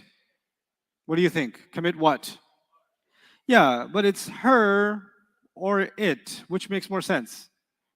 It. Both of them commit it. Huwa and hiya can also mean it in English, right? Because the Arabs don't have a separate word for that. So both of them commit it. Bring is the wrong translation. That is, cross that out. Bring is wrong. That would be yu'tiyani, not ya'tiyani. It means commit, to commit something. Ya'idhukum we did, yes? Let's try ta'khudhuhu. We didn't do ta'khudhuhu, number 5. What's to be ignored first? Good job. Who is ignored? What's left? Right, it begins with ta, meaning means two, it has 2 answers. This is a 7-Eleven situation. This is a 7-Eleven situation, which means it could be you take it, or she takes it. How will we know which one it is? Context only, okay? So the 2 answers are you take it or she takes it. We did number 7, yas'alunaka. We did do that. يحاوره in Surah Al-Kahf. فقال لصاحبه وهو يحاوره أنا أكثر منك مالا وأعز نفرا. يحاوره. Who converses with who is the question. What's the thing to be ignored here? So we'll leave that aside. Yuhawiru means the ya beginning tells you who's the doer. He converses with who? He converses with him. He converses with him. Yansurunahu. Somebody solve this for me. Let's see. Nuaim, are you here? Okay. Let's see. Go ahead. Why don't you try? Saad? Yansurunahu, we Yeah. ignore who first. Good. Then it's ya and una. Yeah. It makes it them. Right. They helped him. Not the past tense. They help him. Why not the past tense? Because this is present tense. Because it's the present tense. They help him. Good job. Very good job. Okay. فَتَتَّخِذُونَهُ. Ladies side. Who's got it? فَتَتَّخِذُونَهُ. Any volunteers? Go ahead. Noaim, raise your hand so Noaim can find you.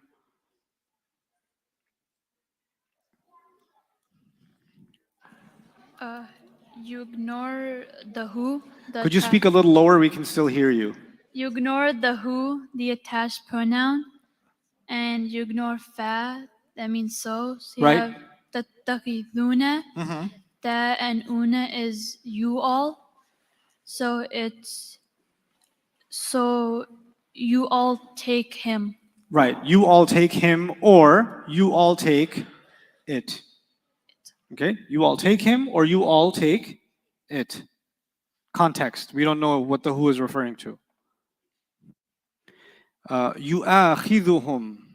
To hold accountable. Someone holds someone accountable. Ijlal, why don't you try this one?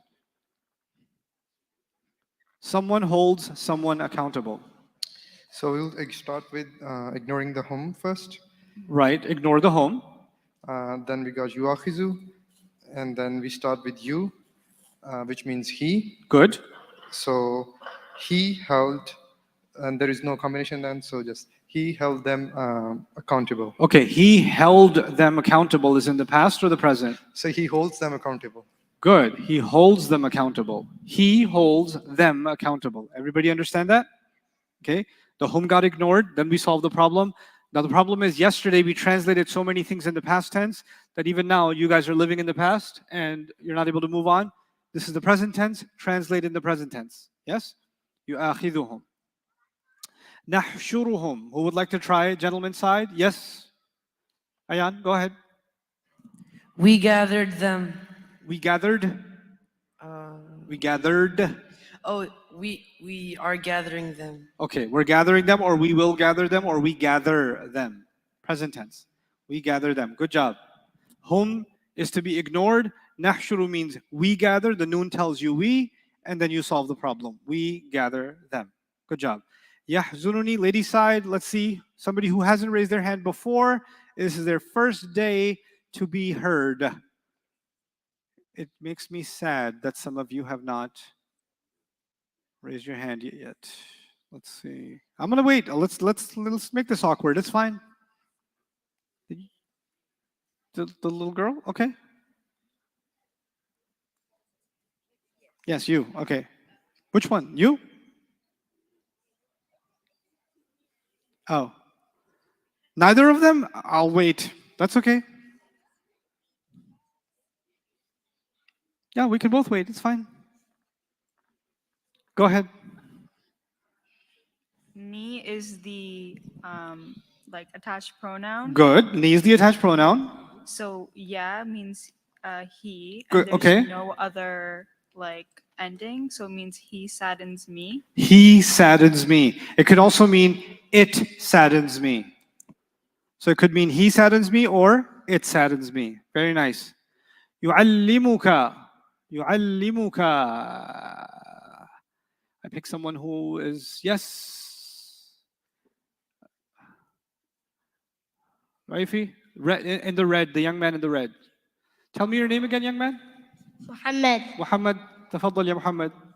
You, ka is the attached pronoun, so Good it is job. to be ignored. Yu'allimu is the word. You is he. Good. So is he teaches he teaches he teaches us. No, he teaches them. What does ka mean? Ka comes from anta.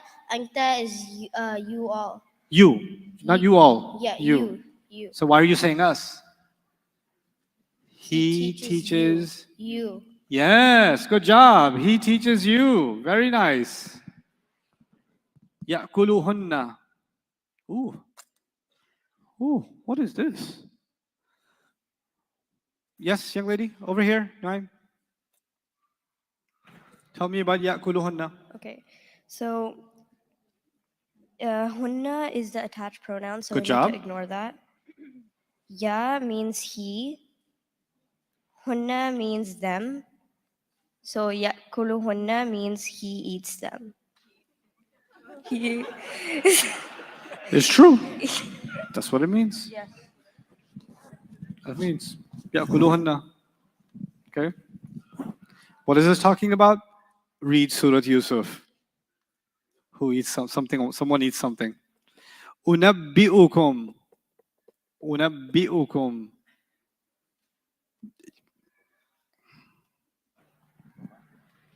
Kum is the attached pronoun. Good job. U means I. I inform them. No. I inform you all. Yes. I inform you all. Yubashiruki. Lady side. You're going to try. I volunteer you. Yes. Ka is the attached pronoun. So Good job. Kaf is the attached pronoun. You is he. Yes. So he gives good to you. He gives Good to you. News. He Good gives- news to you. He gives good news to you. Perfect. Perfect. And the you is feminine. It's ki, it's not ka, right? So it's ki. So it's the feminine you. Okay? Allah gives you good news of a child. Who's this talking about? Maryam. Good. يحذركم. يحذركم. Yes.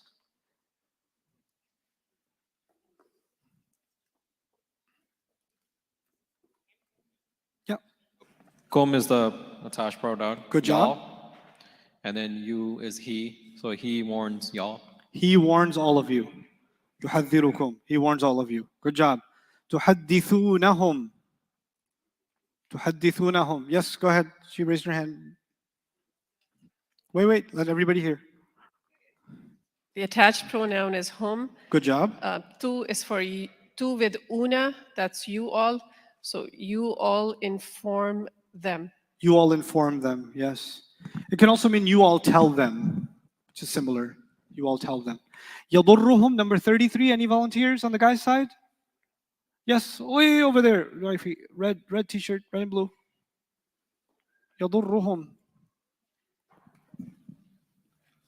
So hum is the attached pronoun. Good job. Be ignored. Ya is he. Yadurruhum. He harms her. So you said hum is the attached pronoun. What does hum mean? Her. Hum doesn't mean her, no. Them. Yeah, did somebody else say that to you? No. Okay, that was just you arrived at that Process. conclusion. Okay, process. Okay. يضرهم He means harms what? them. He harms them. I don't know why he harms her was on your mind, but it's he harms them. Okay, I'm messing with you.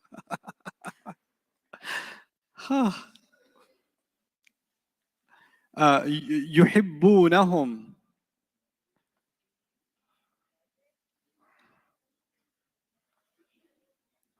يحبونهم. I don't know why you reminded me of something. I have to tell the story now. You reminded me. You guys do that sometimes. You mess me up. Okay, so this is in like the year 2000. I was at an i'tikaf in New York because I was religious and stuff. So I was in this i'tikaf and we were studying Arabic, actually. We were studying Arabic and Quran and other things. And there was a bunch of guys. There was a wall. There was sisters on that side, brothers on this side, and we were studying for 1 month. And the ladies, they had their own quarters, and the guys, they had their own living spaces and whatever. And I never met these people that were taking the program with me. There was 15 of us, and all of them were, with the exception of one or two, they were all older than myself. And one of them was he was a doctor. He'd finished his residency and he's a medical doctor, licensed, and he took this month off to just study the Quran and study Arabic and study the Sirah. It was like a whole day thing. And we know when you have breaks in these programs, you know what the guys do? They like wrestle, or they punch each other in the face, or they like go play outside, or just joke around, eat something, whatever. It's a break after like a 2-hour long grammar session. And then there's a 30-minute break, and then you get back to 2 more hours, and 30-minute break and 2 more hours. So you got to let some steam out. But there was this one brother, the doctor guy, every break, he just goes in a corner and he just does dhikr. That's all he does. You just see him in the corner. We used to call him Sufi Saab. Because everybody else used to hang out, and he was just in the remembrance of Allah all the time. We memorized huwa huma hum, the pronouns. How did they go?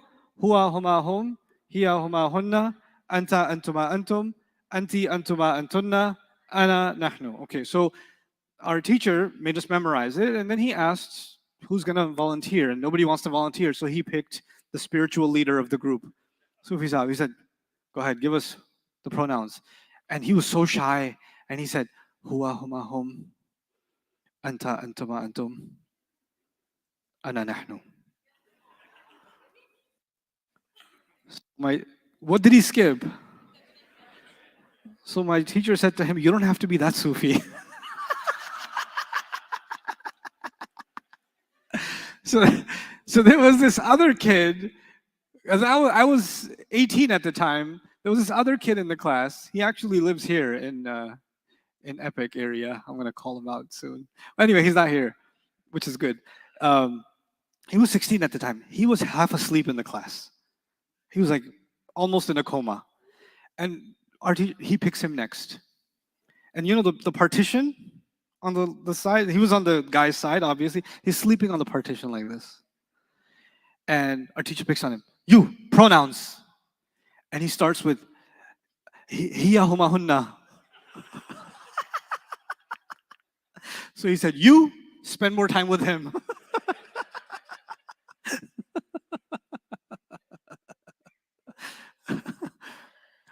يحبونهم. يحبونهم. Yes. Raise your hand. Right here. Whom is the attached pronoun. Good. So we ignore it. And yeah, with una is they. So it's they love them. They love them. Very good job. They love them. ينفقونها. You have to give me a logical translation. Ali Ahmed, why don't you try? It has to make sense. Ha is the attached pronoun. Whew. Yes, it was. Spend more time with it. I'm kidding. Okay. Ha is the attached pronoun, so we ignore it. Yes. And ya means he. It's attached to una, so it means they spend it.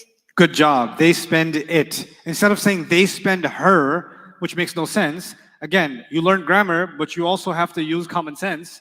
Good job. Good use of common sense, Ali Ahmed. Okay. Now, let's go to the second column, because I want to get through all of these. يقاتلونكم. Somebody who hasn't gone, come on, get brave. Yes, go ahead. Yeah. يقاتلونكم. Okay, so kum is the attached pronoun, so we ignore that. And then ya is he, and ya plus una is they. Good. So it's يقاتلونكم, they fight you all. They fight all of you. Yes, they fight you all. Good job. يعجبك. Guy side, come on. Somebody who hasn't raised their hand yet, let's go. Before I start picking. Go ahead, all the way back. يعجبك. Ka is the attached pronoun. Good. And yu'jibuka is he. So Good. yu'jibuka is he impress you. He impresses you. Impresses. Excellent. You guys have, I think, kind of figured this out now, haven't you? Okay. يبغونكم. Ladies, Yes, back there. Keep your hand up so he can find you. يبغونكم. Kum is an attached pronoun, so you don't count that. And so Right. it would be they want you. They. Yeah, they want. Actually, I think you should change the word want here with pursue. That's a better translation of bagha yabghi. They pursue. So they pursue all of you. Yeah. Oh, They pursue all of you. Very nice. Yalmizuka. Yes. Raifi. There's. So the ka, we ignore the ka. Good. And yalmezu, he criticizes you. He criticizes you. Excellent. He criticizes you. I mean, it's not excellent that he criticizes you, but. أحملكم. Wait, lady side. أحملكم. Huh? There's two questions. Okay. Like for ha and who, sometimes we say it. Yeah.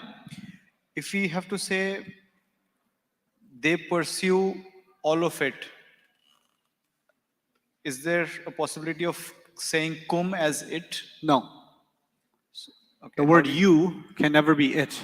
Sorry, whom? Home is for people. So how do you say all of it? Well, I think you mean them. I think you mean them as a non-human thing. For example. Yeah, them as a non-human thing, correct? Right. What do Arabs do for non-human plurals?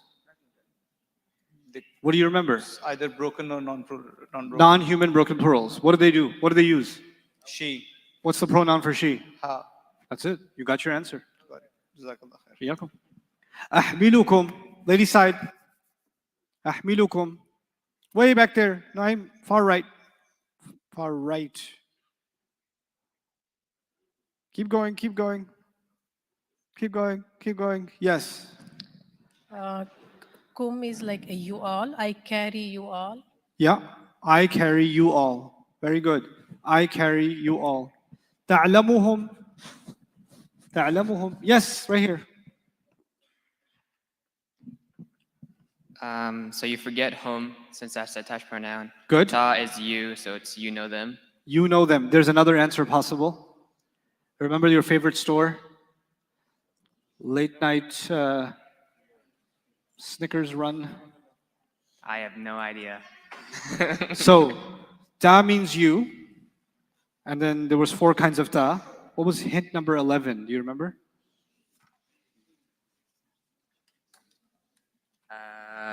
She.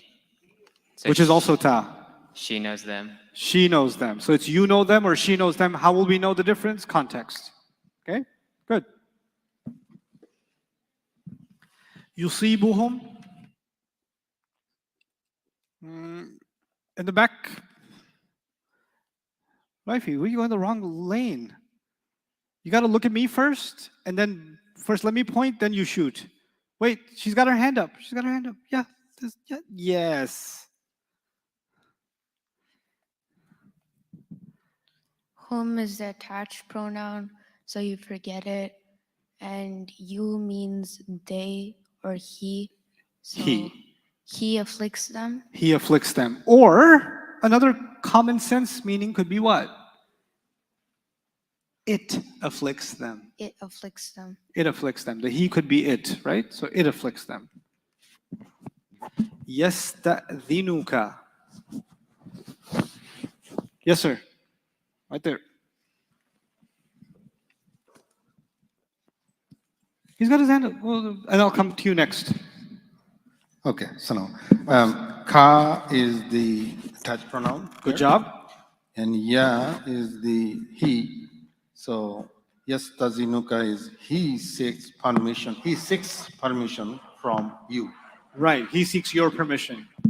He seeks your permission. Very good job. Very good job. And you had your hand up, so we'll come to you. يدخلهم. Let's try that. So you ignore the attached pronoun of hum. Good. And then you look at the word yudkhilu, which is he places in, right? And then yudkhiluhum, he places in them. He places them in ... Meaning, يدخلهم jannatin. He places them in gardens. يدخلهم النار. He places them in the fire. So the second, where did he place them? I didn't mention here, but he places them in something.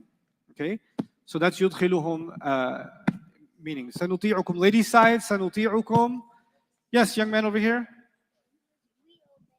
Wait.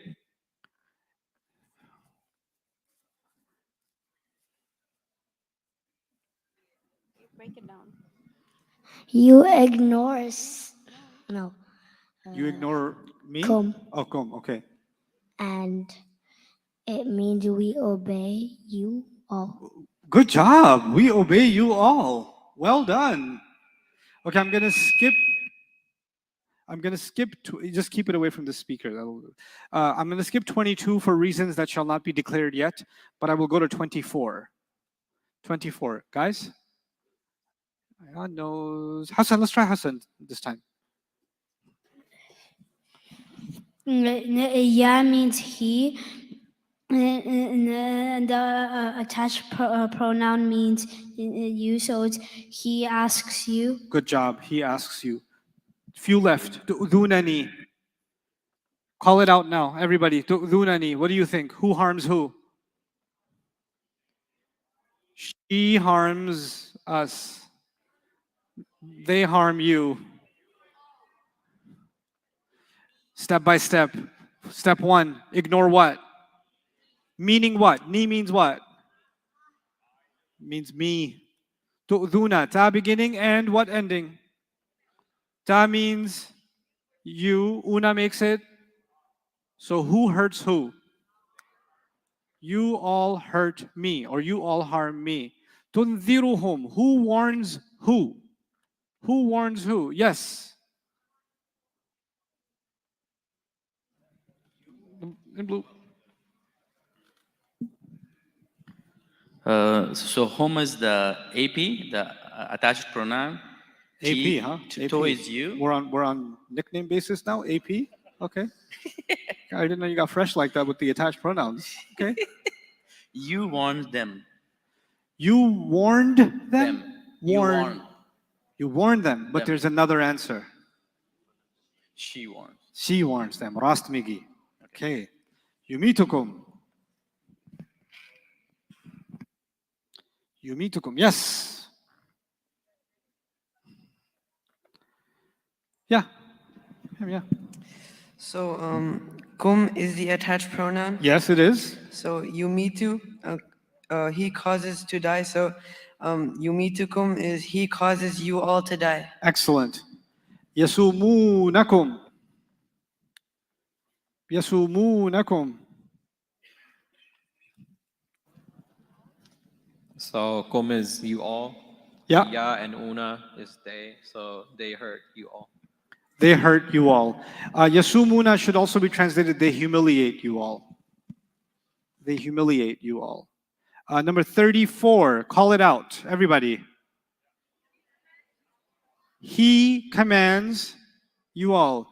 Yuharrifunahu. They distort her, him or it, which makes more sense?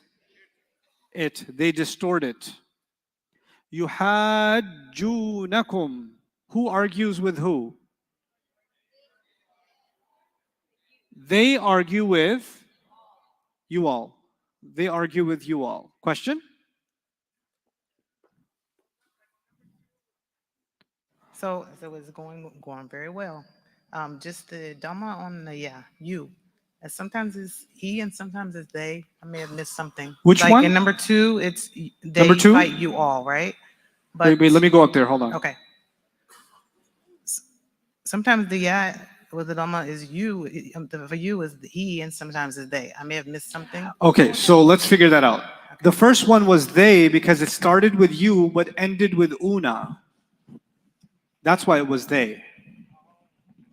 Not by you not because of the you, but you plus the una. That's what made it they. What I want you all to remember is the beginning letter, you might find it to be ya. And you might also find it to be you. You might find it to be ta. You might also find it to be tu. That's not going to make it plural. What makes it plural is either one of these, and then there's an una at the end, or there's an ani at the end. But either one of these can be found. Either one of these are okay. Now, let's pick a surah everybody's already memorized. Call one out.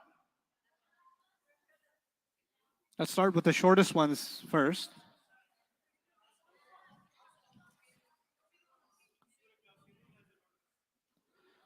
So the Imam today recited إِذَا جَاءَ نَصْرُ اللَّهِ وَالْفَتْحِ, if I'm not mistaken, right? So let's do that first.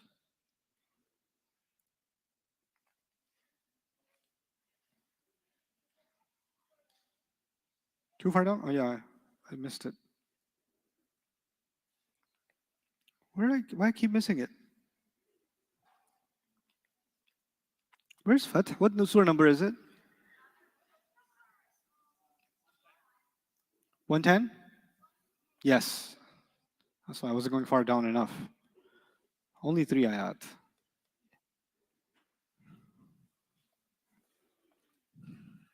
Let's start with something more basic though.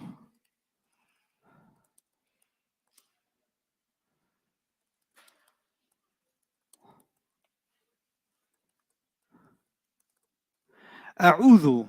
Who seeks refuge? How do you know? I seek refuge with who? Billahi. What kind of grammar is billahi? Jar majroor. Okay, I seek refuge with Allah. Min. Min means from. Min ash-shaytani is what kind of grammar? Jar majroor. From the devil. From the devil.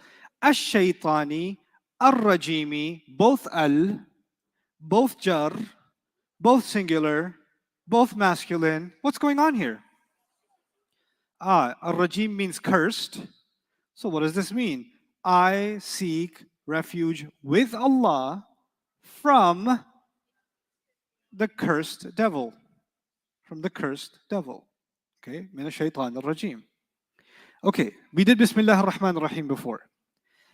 Ida is a word you don't know. Ida means when. Ida means what? When. Okay. Ja'a is a past tense. Ja'a is a past tense. Who's the doer in ja'a? He came. He came. Yes? Now, tell me this. When you see he came, is it possible that you might have an outside doer? It's possible, yeah? This is a past tense, right? So it's the ending we pay attention to. Today we learned the present tense, we pay attention to the beginning. This is the past tense. So we pay attention to the ending. Fine, he came. How do you find an outside doer? Rafa and after. Nasru. Is that Rafa? Nasru is Rafa? Why? And the word Allahi is jar. Why do you think that is? Mudaf and if Nasr means help, what does Nasrullahi mean? The help of Allah. Do you think the help of Allah is the doer here? What proves it that it's the doer? It's after and rafa for a fi'il that is what version? Huwa version. So who came? The help of Allah came. You understand? What does wa mean? Does anybody know what wa means? And what else came? Victory also came. How do I know victory also is a doer? It's also rafa.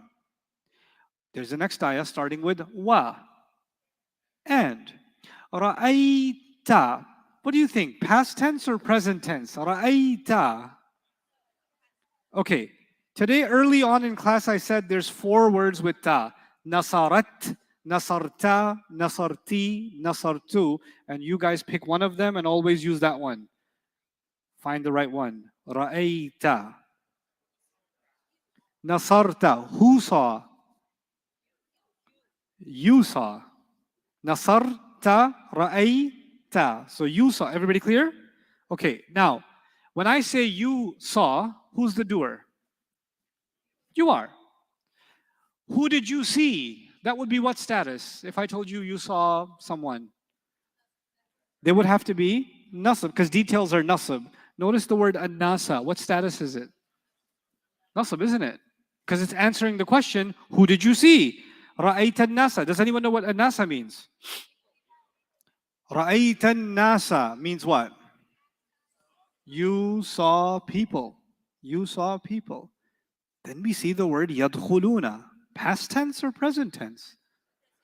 Present tense. Ya beginning, una ending. What does ya beginning and una ending tell you? Yadkhuluna, they enter. They enter. You see where I got the they from? وَرَأَيْتَ النَّاسَ يَدْخُلُونَ. You saw people entering. You saw people as they enter. Fi means in. What kind of word is fi? It's a jar.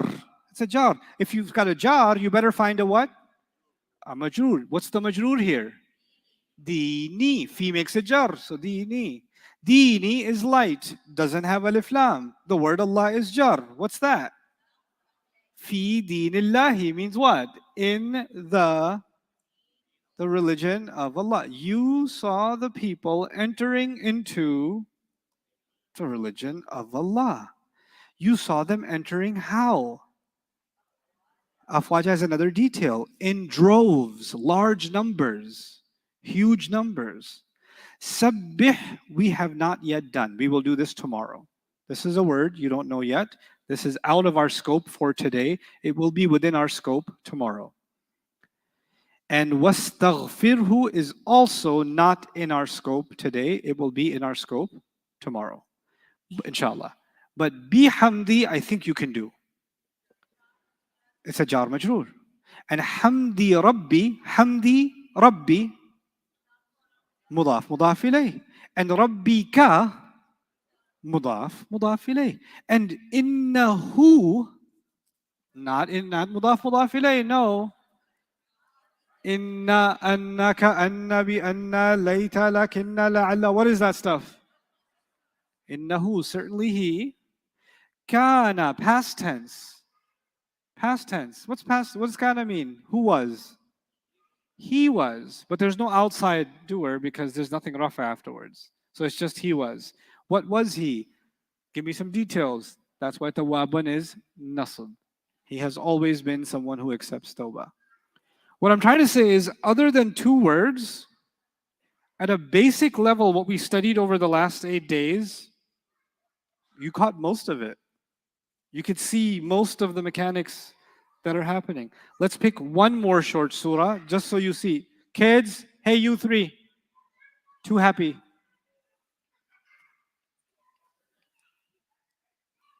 Guys, out?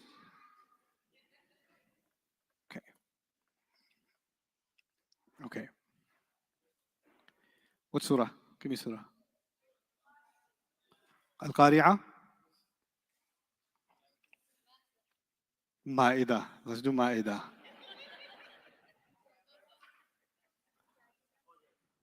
No, let's do a little bit of, I think a lot of people know at least some parts of Surah An-Naba.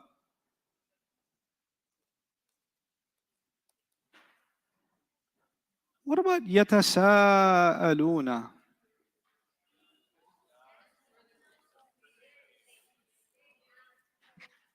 Who asks each other? How do you know it's they? What kind of word is an? I don't know, ba, finish it. Ba, ta, kaf, lam, waw, min, fi. Oh. It's a harf of oh. What does it do to the next word? That's why an-naba'i is jar. What's happening between an-naba'i and al-azimi? Mawsuf and sifa. An-naba means news. Al-azim means great. An means about. What does it mean? About the great news.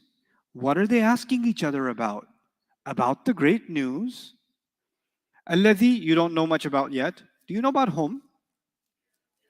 What does it mean? They. Fihi. How many words are fihi? What two words? Not mudaf ilayh, no. Ba, do it with me. Ba, ta, kaf, lam, wow, min, hello, fi, harf of. So what is the he part? It's the attached version of huwa, which is now majroor because of fi, in it or about it. Mukhtalifuna, that's the ism chart.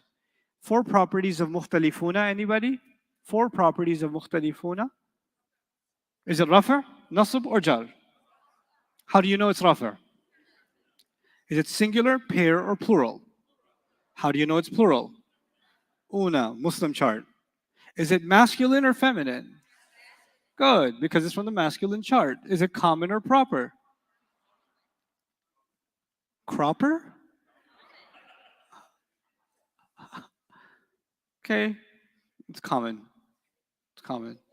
What about saya'lamuna?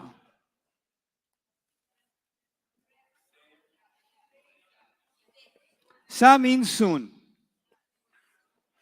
Who's going to know? Soon, someone will know. Soon they will know. How did you get to they? This is pretty cool, huh? You know, one of the most frustrating things about studying Arabic is you study it and then you're like, but I don't understand anything. Like I sat in 2 hours of a class, I sat 3 hours of class, and I didn't see a difference that it made. We're not learning Spanish. We're not learning Persian. We're not learning any other language. Every other language you learn it so you can communicate in it. We're only learning this language so Allah can communicate with us. So everything that has to be said has already been said, as far as we're concerned. I'm less interested in saying something to you in Arabic. I'm more interested in Allah speaking to me directly. You understand? You know what that means? Every time we learn something a little bit in this class, a little bit more of the 114 surahs gets a little less locked away.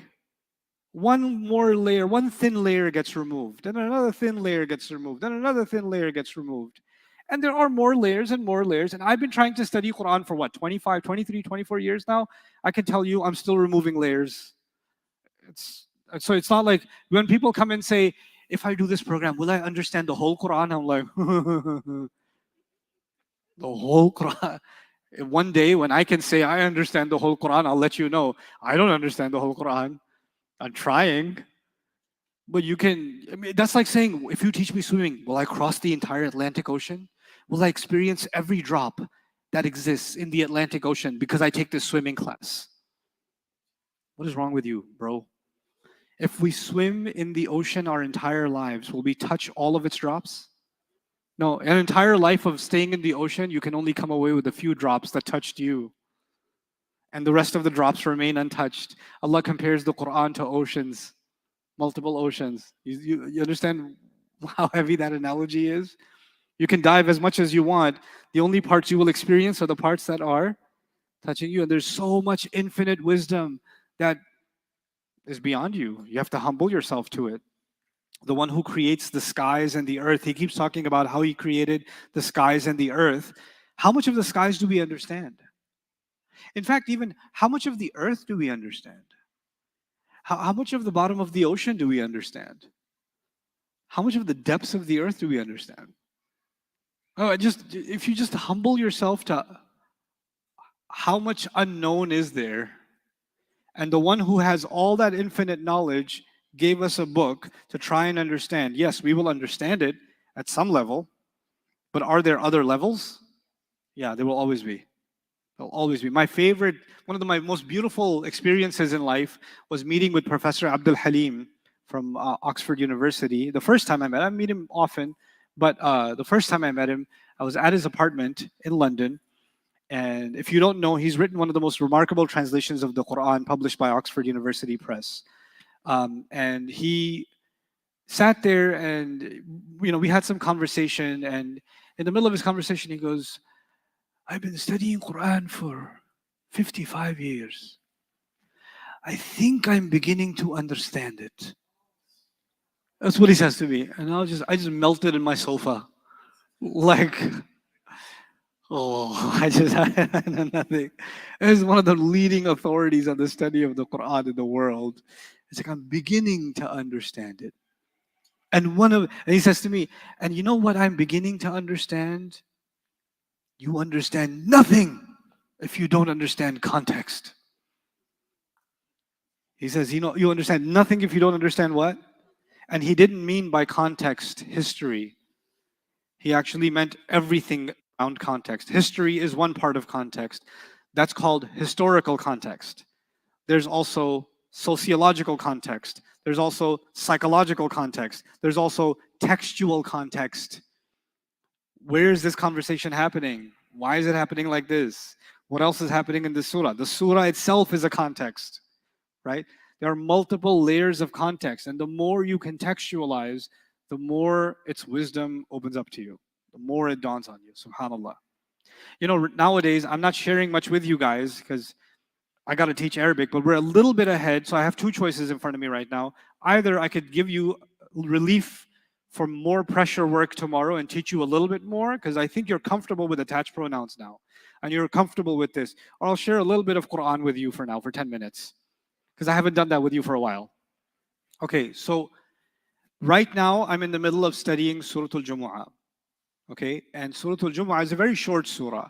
And in fact, before I share something with you from Surah Al-Jumu'ah, if you feel overwhelmed by what I'm about to share with you, that's okay. I'm not going to give you a review. I'm going to walk you through it. And because this is being recorded, you can watch this later on and build that connection yourselves. If you look at Surah Al-Jumu'ah, yusabbihu is a present tense, which begins with a ya, the he, right? Yusabbihu lillahi ma fi samawati wa ma fil ardi, and the ma is actually the doer of yusabbihu. It's non-flexible. Non-flexible means ma could be rafa', ma could be nasab, and ma could be jar. In this case, it is rafa', making it the outside doer. So whatever is in the skies and whatever is in the earth declares Allah's perfection. That's what yusabbihu lillahi ma fi samawati wa ma fil ardi means. This is something called kinaya. Kinaya means, if I say to you, they got all the right answers, they finished the test already. When I say they finished the test already, what am I actually trying to say to you? How come you didn't finish it? That's called kinaya. Kinaya means saying something without saying something. Saying something without saying something. If I say, for example, Ali didn't come late, Ali Ahmed didn't come late today, then I'm pointing at Zayd and saying, how come you came late today? But I didn't have to say, Zayd, how come you came late? I just pointed at one. Allah says in these surahs, whatever's in the skies and whatever's in the earth declares Allah to be perfect. And the dumb human being looks at this ayah and says, that's cool. They should keep doing that. What is Allah actually saying? How come you're not doing it?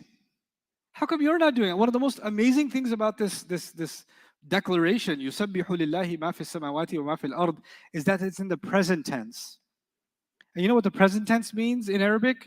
Present and, so it's doing it right now and it will keep doing it, as if to say to the human being, listen, you are falling short right now, but that doesn't mean that tasbih of Allah doesn't exist. It's going on. And you know what? You have very little time in this world and you're going to be gone. But you know what? The tasbih of Allah will keep on going after you're gone. You have a small window of opportunity, these few breaths that you have in this life, to become part of this tasbih, to become part of declaring God's perfection. And if you don't, well, the universe is already at work and it is not in need of you. There's much bigger than you that is already doing Allah's tasbih. This is Allah's way of also saying kinayatan, as way of kinaya, He doesn't need your prayer. He doesn't need your praise. A common atheistic argument is, why does God want me to praise Him so much? Allah's answer to that is, actually, much more than you is already doing tasbih of Allah. Your tasbih is not needed. You're not that important. You not doing tasbih doesn't change anything. Allahu ghaniyun, Allah is free of need. It's a powerful statement to begin with. Then you will notice, this is a delicacy in the surahs, it says, Ma fi samawati wa ma fil ardi. whatever's in the skies and whatever's in the earth. If I take this away,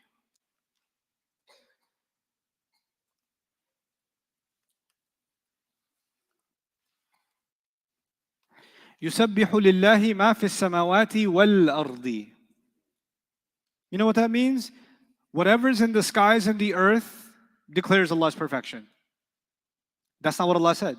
He didn't say whatever's in the skies and the earth declares Allah's perfection. He said يسبح لله ما في السماوات وما في الأرض. وما في الأرض. Why the two mas? Why the two? And there are other places in the Quran where there's not two mas. There's just one. So let's look at another surah. Let me show you something.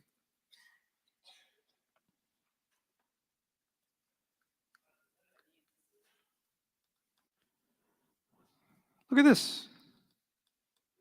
سبح, past tense. سبح لله ما في السماوات والأرض وهو العزيز الحكيم. سورة الجمعة يسبح لله ما في السماوات وما في الأرض. I'll show you something else.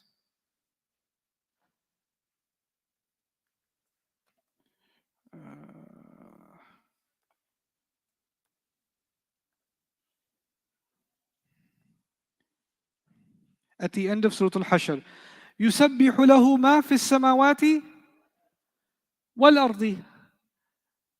Is ma once or twice? Once. Okay, let me show you one more. I can show you a few more. Let's see, 64. يسبح لله ما في السماوات و sometimes two ma, sometimes one ma, sometimes two ma, sometimes one ma. What's going on? The two places where the ma isn't there. The two places where what's not there? The second ma is not there. With tasbih are Surah Al-Hadid, Surah number 57, and the end of Surah Al-Hashr. The end of Surah Al-Hashr. That's the two times where only one ma is used. So the meaning becomes, whatever's in the skies and the earth declare God's perfection. Everywhere else, what do you find? Whatever's in the skies and whatever's in the earth. Now, it sounds like they're almost saying the same thing, but there's something called itnab in Arabic, repeating something when even without repeating it, the meaning would be complete. Okay?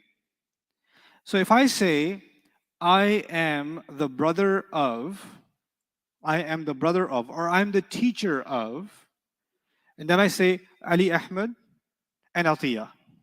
I'm the teacher of Ali Ahmed and Atiyah. But if I say, I'm the teacher of Ali Ahmed and the teacher of Atiyah, I said teacher twice. Did I have to? I didn't have to. But does it have a different effect? There seems to be an extra emphasis on the earth. Because if I say, and the teacher of Atiyah, who did I stress on? Her. That's what because it wasn't needed. So when you hear, يُسَبِّحُ لِلَّهِ مَا فِي السَّمَاوَاتِ وَمَا فِي الْأَرْضِ, there's an extra stress on the earth. You'll notice something in all the places in the Quran where the ma is twice. The very next context, remember what Dr. Abdul Hakim, Professor Abdul Halim said? What's the Quran all about? You know what you're going to find? The next ayah is always about the people in this world. The next ayah is always something worldly. And somehow the tasbih needs to be done and it's not being done. Allah says, for example, in Surah Al-Taghabun, He says, يُسَبِّحُ لِلَّهِ مَا فِي السَّمَاوَاتِ وَمَا فِي الْأَرْضِ لَهُ الْمُلْكُ وَلَهُ الْحَمْدُ وَهُوَ عَلَى كُلِّ شَيْءٍ قَدِيرٌ. Tasbih belongs to Allah. Or tasbih is done by Allah, by whatever's in the skies and whatever's in the earth. So stress on the earth or no? Next ayah says, He created you, among them are disbeliever and among them are believer. Some people aren't doing tasbih. And they think because they don't do tasbih, what doesn't exist in the world? The tasbih of Allah doesn't exist because they don't do tasbih. Allah says, no, even on the earth, whatever is there is doing tasbih. So before He even brings up their lack of tasbih, He says, by the way, you're not that important. Tasbih is still there, even on the earth. Don't just think, oh, God is in the skies. The kingdom of the heavens is good. The kingdom of earth is ours. No, it's not yours either. Even here, his tasbih is going on. He stresses it. But what about the places where the second ma is not there? I said two places the ma is not there. Do you remember what two places I said? Surah Al-Hadid and end of Al-Hashr. You'll notice in both of them, Allah is only talking about Allah. He's only talking about what? There's no focus on the people of it's just all about Allah. سبح لله ما في السماوات والأرض وهو العزيز الحكيم له ملك السماوات والأرض يحيي ويميت وهو على كل شيء قدير هو الأول والآخر والظاهر والباطن وهو بكل شيء عليم هو الذي خلق السماوات والأرض في 6 أيام ثم استوى على العرش يعلم ما يلج في الأرض وما يخرج منها وما ينزل من السماء وما يعرج فيها وهو معكم أينما كنتم والله بما تعملون بصير له ملك السماوات والأرض وإلى الله ترجع الأمور. Allah. There's no, you're not even relevant in those contexts. There's no special emphasis on what? It's just the united kingdom of God. That's it. It's just about God. What's this? That's Hadid. What happens in what's at the end of Surah Al-Hashr? هو الله الذي لا إله إلا هو. What's that? Who's that about? عالم الغيب والشهادة. Who's that about? هو الرحمن الرحيم هو الله الذي لا إله إلا هو الملك القدوس السلام المؤمن المهيمن العزيز الجبار المتكبر سبحان الله عما يشركون هو الله الخالق البارئ المصور له الأسماء الحسنى له ما في السماوات والأرض يسبح له ما في السماوات والأرض وهو العزيز الحكيم. It's all about Allah. It's so beyond us. What's even more interesting is the beginning of Surah Al-Hashr. This is the end of Surah Al-Hashr, right? Let me show you the beginning of Surah Al-Hashr.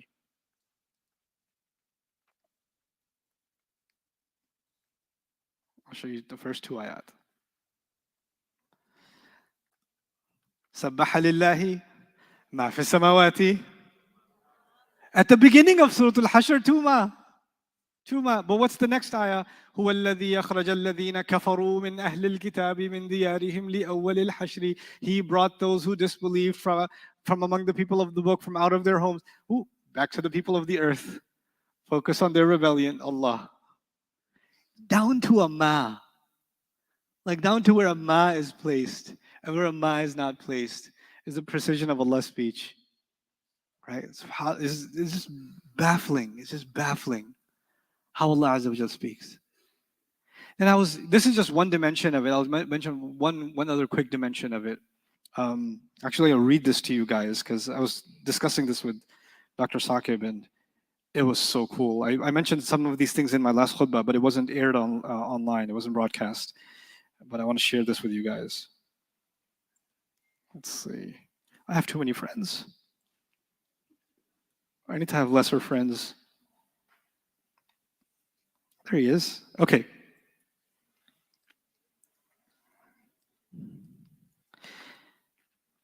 This is too much. Okay. Okay. Listen to this. The rabbis, so Judaism is not one religion. There's lots of variety within Judaism. But one faction of the rabbis actually considered that anybody who stood under the mountain is cleansed, is pure. So the Israelites are pure, and everybody other than them is impure. And they use the term goyim for them, which is uneducated, unlettered, also impure. Okay? And the Quran uses the word ummiyin to describe the same concept, unlettered people. In fact, they even talked about their own people that don't have education in the Torah in the same terms. So even the Quran says, وَمِنْهُمْ ummiyun. Even among the Israelites, there are ummiyun. So ummiyun in the Quran is not just a word for the uneducated among the Arabs, it's also the uneducated among the Jewish people. It's actually a term for all of them. But they had this concept that the ones that have the knowledge among them of the scripture, they are the ones that are pure. And everybody else is impure.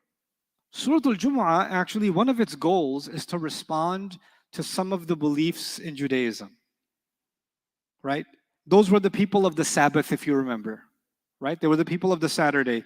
Allah made us the people of which day? Friday. Those were the people that were told, worship Allah all day and don't do any business. Allah said to us specifically in Surah Al-Jumu'ah, after the prayer is done, leave and pursue Allah's favor. Like He's directly comparing what He gave to them with what He gave to us. And they tried to pursue rizq of Allah while Allah told them not to. Right? And there's a story about that in Surah Al-A'raf. And in Surah Al-Jumu'ah, He says, وَابْتَغُوا مِن فَضْلِ اللَّهِ وَاذْكُرُوا اللَّهَ كَثِيرًا. Go pursue Allah's rizq. Go find Allah's favor. And then Allah says, even though I have made it so easy for you, I didn't ask you to give me all of Friday. I only asked you all of Saturday. I only asked you for less than an hour on what? That's all I asked you for. Just leave business for that hour. Then Allah says, and when these people see business and they see some entertainment, they leave you standing there. Meaning, even when I reduce the time to just 1 hour, less than an hour, even now they get distracted with rizq and with entertainment. Then He says, Wallahu khairul raziqeen. At the end, what Allah has is better than entertainment and with business, and Allah is the best provider. What is Allah telling the Muslims? Allah is telling the Muslims, it's easy to criticize the Israelites. It's easy to criticize them. Oh, they violated the Sabbath. And then what is Allah saying? Look at you. And where did the surah begin? Everything in the skies and the earth. And everything in the earth does tasbih. And I'm asking you for a special tasbih on the day of Friday. On the day of Friday. And look at what you do. Look at what you're doing. You don't take Friday seriously. But the way the arguments of the Quran just tie together. It's just 11 ayat. The surah is just 11 ayat. And such amazing things are happening in these 11 ayat. One after the other. Actually, we spent about 3 hours discussing donkeys the other day. For 2 days we've been discussing donkeys. Because the Quran gave the analogy of the donkey, right? So my concept in tadabbur is whenever Allah talks about something, you really got to study it. So I've been watching how donkeys are loaded, how they travel up the mountain, what different kinds of donkeys are there, how are donkeys used in the Bible, how are donkeys used across the Quran, what are the hadith related to? I want to know donkeys. I just want to know, why is this analogy being used? What's the significance of it? And this is Arabic. This study is your key to enter that world, the world of contemplation, the world of the world of people that generations before us were thinking about the Quran. You know how juicy it is that just within a year, I'm telling you, I'm going to give you guidelines on the 10th day. Within a year, if you guys follow the process, you can start getting a taste of what people from Andalusia and people from Sudan and people from India and people from Iraq and people from Syria, people from Damascus, people from Mecca, people from Medina, from the last century, from 2 centuries ago, from 3 centuries ago, from 5 centuries ago, from 10 centuries ago, from 12 centuries ago, all of them spent so many of their lives studying the Quran, studying the same ayah you're trying to study, and you can get a taste of their life's work. This is what they thought about it. This is what they thought about it. You know what that does? It connects us to these souls that we're all connected to the Quran, doesn't it? It binds us to those people. What an amazing thing that we get bound to those people. Sometimes I have a thought. Sometimes I just have a thought about an ayah. I'm like, I wonder if anybody thought this. And I'm reading through different tafasir and I find like Imam Fakhruddin al-Razi in his commentary said almost exactly what I was thinking. And I'm like, he beat me to it. But then it also feels like, wow, I just had a Razi thought. I just had a thought that was, and it's not, I don't have to be a researcher to do this. Sometimes there's a teenager who says, I was thinking this about this ayah. What do you think? And I was like, I never thought about it this way. Let me do some reading. And then I'll find, young man, by the way, Imam Qurtubi, several centuries before you, had your thought. You just had a Qurtubi moment. And it's such an amazing thing that someone across an ocean, in Cordoba, Spain, and somebody who's like centuries apart from you was thinking about the same thing and came to the same conclusion or had the same thought and documented it. It's a marvel. It's a marvel how Allah has brought people together through the Quran. And that's actually, I know you guys have a thirst to try to understand the Quran and not be dependent on translation, but I want you to think bigger than that. You know, the program's called Dream Big. Don't reduce Quran study to Arabic. Arabic is just step one. There are lots of steps that I want you to take, that I want you to just be a part of. Actually, I'm less interested in teaching Arabic. I am far more interested in teaching the Quran. And the only reason I teach Arabic is because I wanted people to study the Quran. So that's the only reason. I used to have a job teaching Arabic at a college in New York. Arabic 101, Arabic 102. I used to teach basic Arabic at the college. It was a cool job. And I used to ask students, why are you studying Arabic? What's your reason? Because you know the professors give you a survey, why are you taking this class? Somebody would say, oh, I have a Palestinian girlfriend, I want to impress her family. Somebody would say, I'd love to get a job with the Department of Homeland Security. Others would say, I'm about to get a job in the oil industry, I might be heading to the Gulf. And they have all these kinds of reasons, all kinds of reasons. And so the Muslims would say, of course, I want to understand Islam, I want to understand the Quran. But that would be like 1%, right? The thing is, I felt like I'm in the wrong job. I don't want to help you impress your girlfriend's family. I just don't want to do that. I don't want to help you bleed the Muslim lands with more oil, for more oil with this curriculum. I just want people to connect to Quran. And Arabic is just a means to that end, right?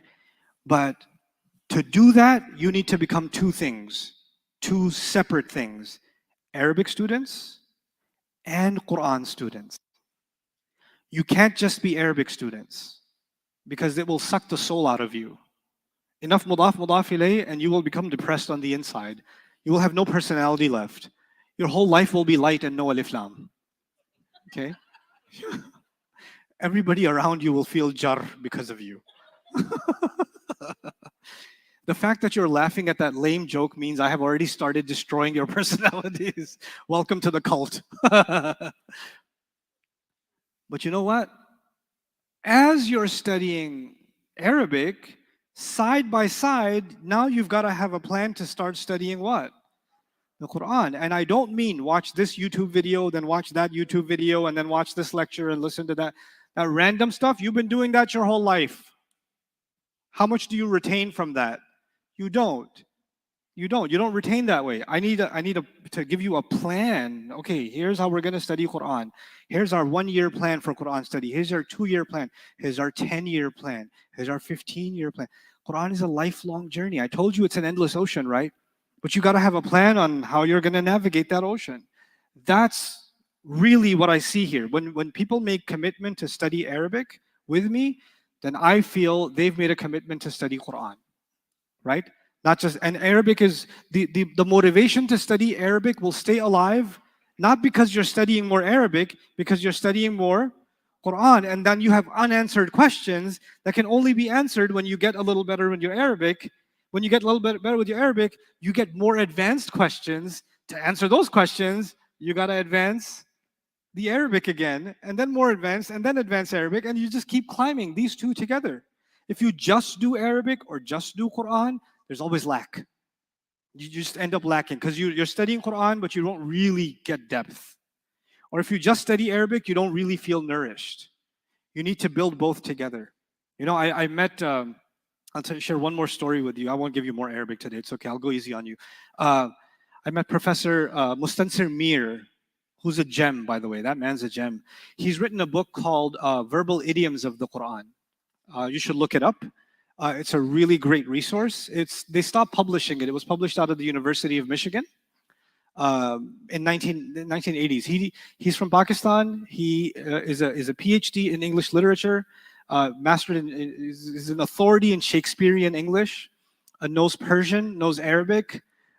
He's a literary in all these languages. And he decided to come in the 70s or 80s to the University of Michigan and do a PhD on idioms and expressions in the Quran, right? And he did it, and it's called Verbal Idioms of the Quran. It's a wonderful book, wonderful book. I didn't know this existed, and I went to a Quran conference in 2003.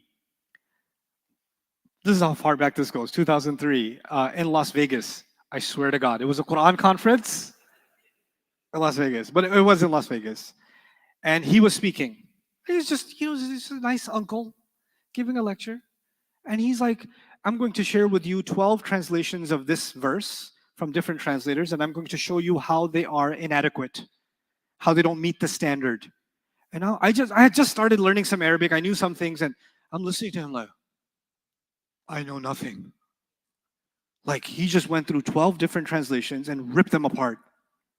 Published translations, right? And then he was having, in the lunch break, I kind of sat next to him and I was like, because I had these Arabic questions in the Quran. Why is this ba over here? Why is this jar? Why is this? Why is this that? So he was eating his food and I sat next to him and I was like, so can I ask you a question? And he didn't even look up. He's like, yes.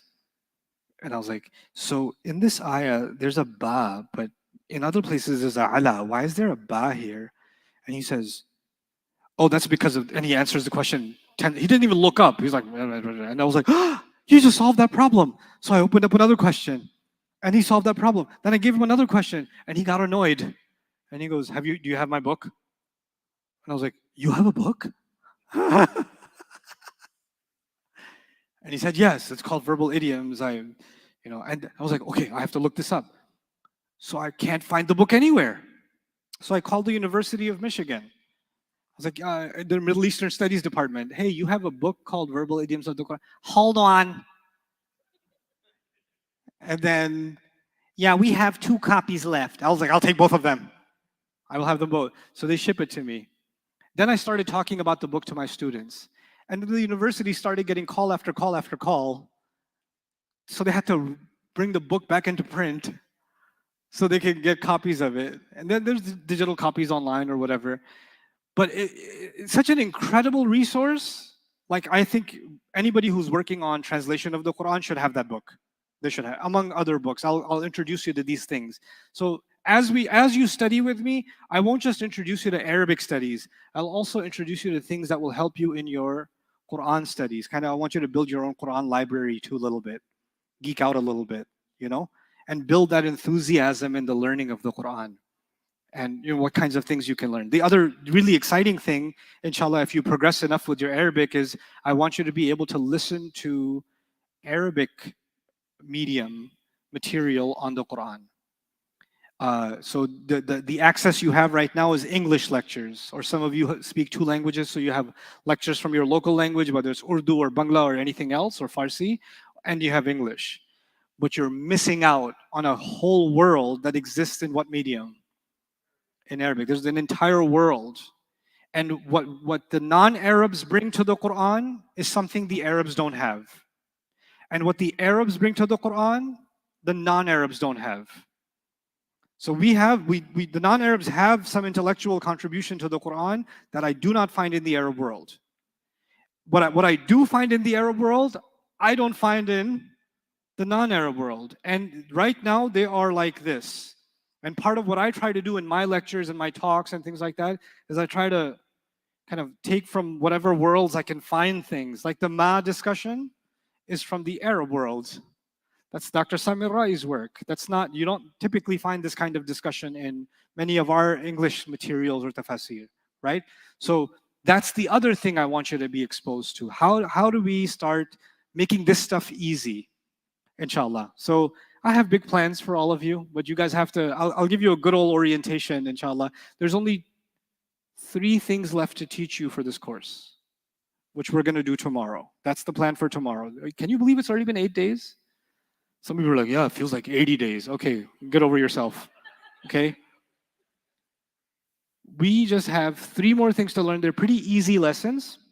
They shouldn't take us long at all. And then the final day, I'm going to do 2 things. I'm going to go over the exam with you. I'm going to try to go over both the exams with you. I might even try to record an entire answer key for the exam and send that to you guys ahead of time. Just post it so you can compare your answers. So when you come here, you come with your questions. Why was this answer like this? Why was this answer like that? So we have a more productive session together. So I'll just send you the answer key ahead of time. I'll have my TAs make the answer key and put that out ahead of time so that everybody has so you can compare your answers. Because I really want you to grade yourself and identify where your mistakes are, okay? But then we'll have our final session after Maghrib, day after tomorrow. And what I'd like to do is let you know you can invite your family and friends to that last session. It's not going to be about just you. It's going to be about your future in Arabic studies, but also some things about the Quran that anybody can benefit from, inshallah. And I'll give you a map of what Arabic studies looks like, what lies ahead for you. You know, what's the roadmap ahead, inshallah. So with that, I'll conclude for today. Barakallahu li wa lakum. Assalamu alaikum wa rahmatullahi wa barakatuh.